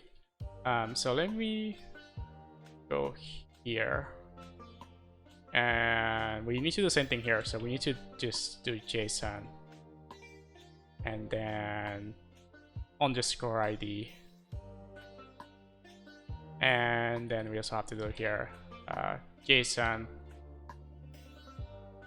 and display name. So that's kind of the thing we have to do manually to be able to handle that, because it doesn't know which fields attached to which JSON fields. So we have to kind of do that manually ourselves. Cool. So let's see what is missing. So is it follows? Maybe I have to initialize. I think the issue might be this here.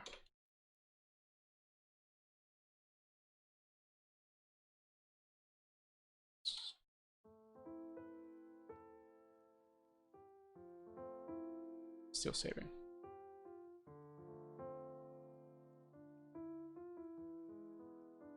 Nope. So let's see what is going on. So we're creating a, we're using a Marshall. So let's see if there's any samples for our Marshall. So our Marshall takes a set of, so it takes the JSON, and then it takes a pointer to it. So what we're getting back is an object. So, so this is the tag level for the object.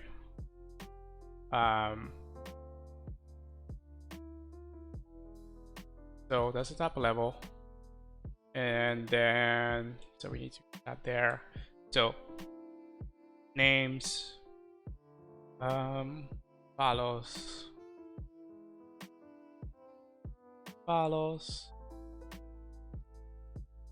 make sure that's there. I wonder if I'm using like this syntax is might be way off.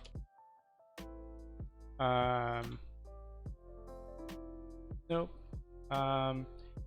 Do I need to? I think I might have to initialize. Maybe I have to do this. So follower, and then make. I can just pass follow. See if this is the issue. So it's kind of a bit of a pain to do JSON in Go, just because you have to, like, it's a lot of trial and error. Just gonna call follows. It's a lot of trial and error, and you have to make sure that you so the fields themselves have to be still saving. The fields in the JSON in the structure that you're feeding to the onMarshal function, they have to be public. If they're private, they wouldn't fill them up. And it's using something called reflection, which is just like a way for it to just go through it and just like find different things that it's doing. So I'm not sure what I'm missing here. So the body itself is not being parsed correctly. So I wonder if I could just let's just do something. Let's just try to do, to make sure it's not an issue with the top level way of we're doing things. Let's just get like total. So total, and then do it's a string, and then JSON total. So we're gonna do JSON total, and then we want to go back here. And then it's underscore total. Okay, so underscore total.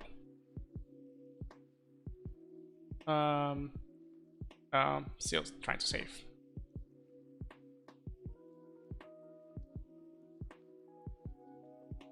Let's see.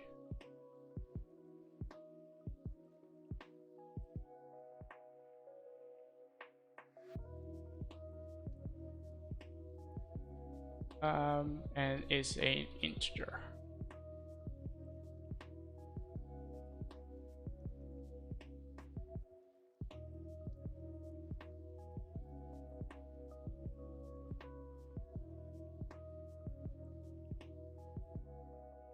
So that is working. The one that is not working is the one. Wonder if this has to be a pointer. So let's just get rid of that.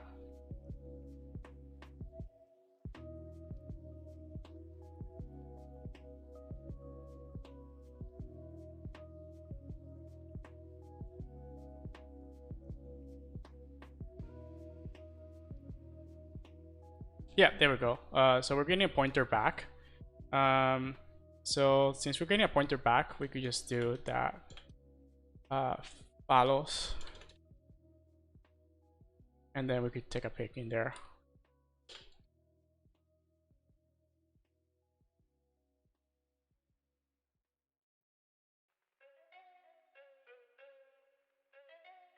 Just save.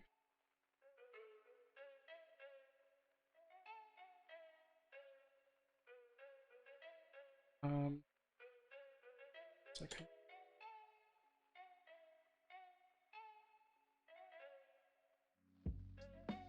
Just trying to save. Okay, so let's see if this works.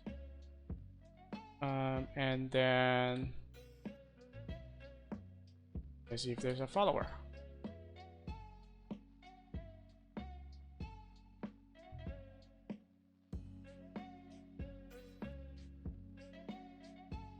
And let's see this ID of that follower.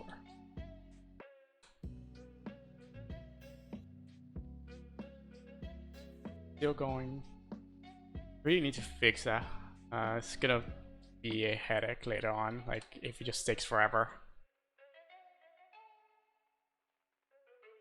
Oh, so it's not seeing that. So it's just an empty array for some reason. So follows. Then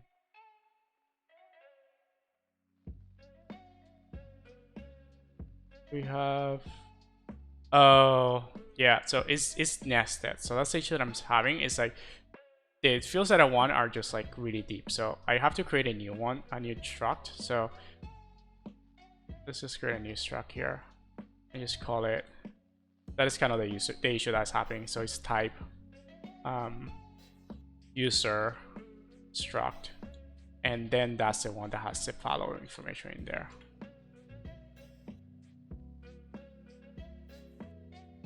So follow is there. Wait, nope, find it. Okay, so follows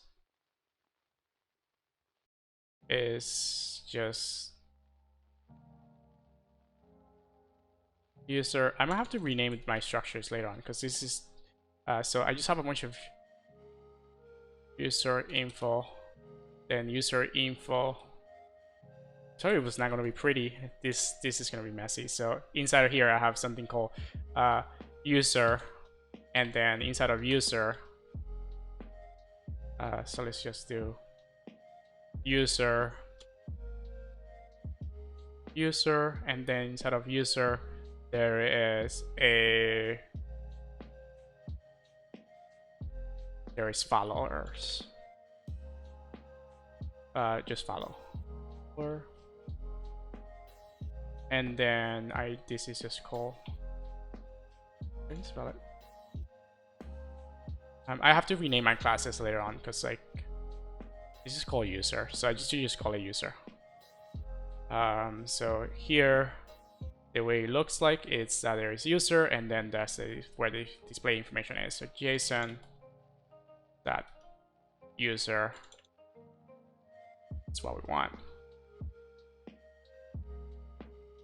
And then we close this. So follows points of user info and then follower. It's not follower. Okay, yeah, I need to rethink that class, the name of that class structure. So save, and then we're gonna run it. And now it's gonna complain because user is undefined now, because now it's just call follows then user. Then we're gonna wait for it to save.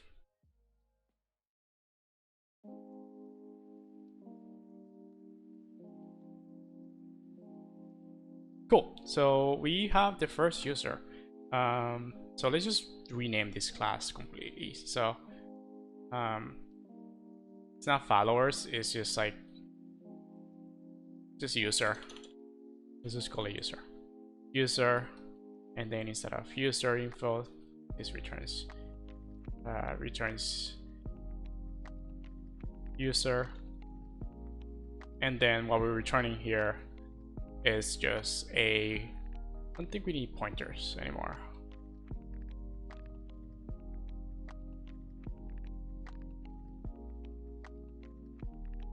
And what this is returning is just a user.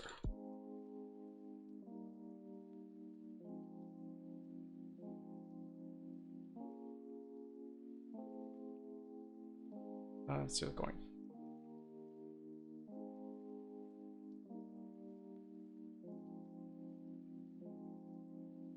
And because we changed the name, we need to go back here.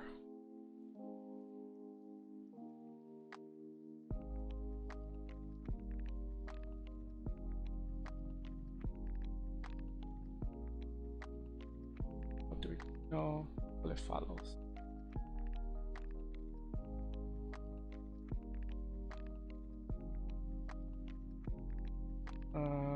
I think the issue is above line 49 instead of followers is user. Yep.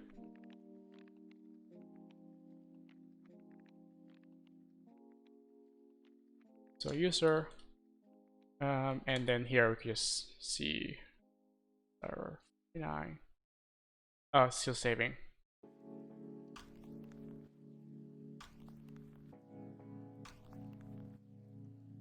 Okay, so now we have the user.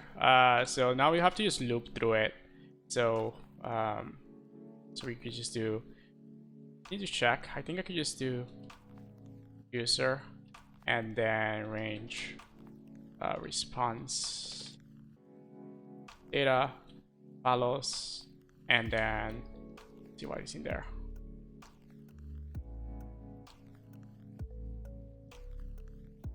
So we're gonna print it. So we want to loop through it because we want to just put it into the followers value that we had, so we're gonna append it to it. But I want to make sure that what the information that we have is correct before I append it to it.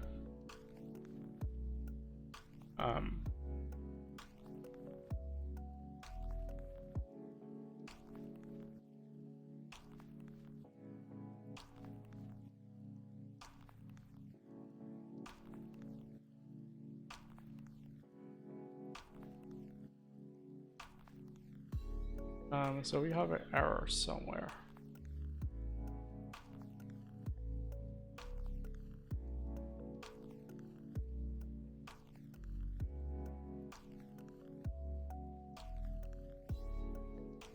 Oh, it's here. So you have to assign it. I didn't assign it. That's why we were getting an error.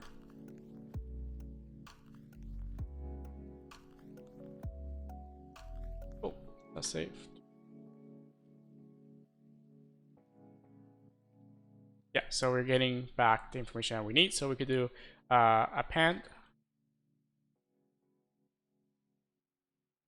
and so followers, follower.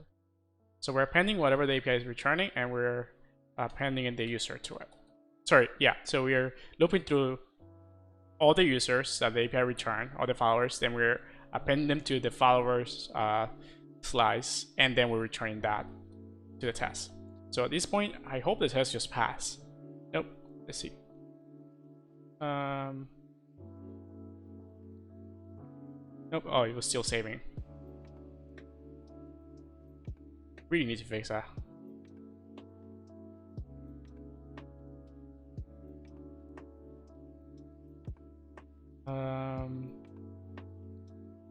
Okay, so that.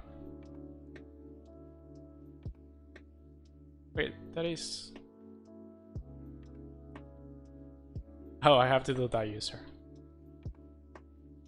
Should also rename the name of that class because that user.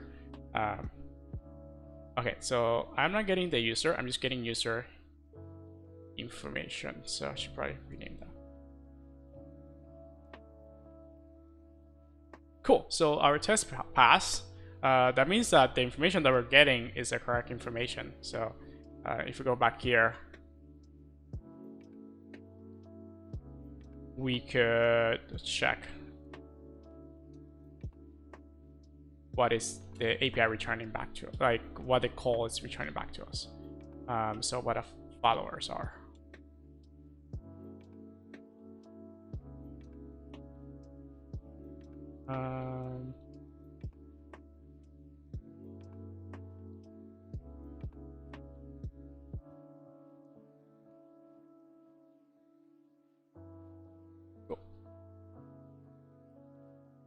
Yeah, so we're getting the right information, we're getting the same ID, and we're getting everything. So yeah, that's everything for today. To recap what happened today, first I talked about channels a bit, to make sure that things in the channels were working. I explained how channels work to make sure that we understood what they did. Then we also looked into integrating into the Twitch API. We wrote our test cases first, and then we wrote the API around it. And then we just have to like untangle all the JSON and stuff like that. So that's what we did for the past like 2 hours and a half. Thank you for watching. If you like the content, please follow me. I will be doing this tomorrow and then for the next couple of days. I'm going to be trying to work on these tools. So thank you so much for watching.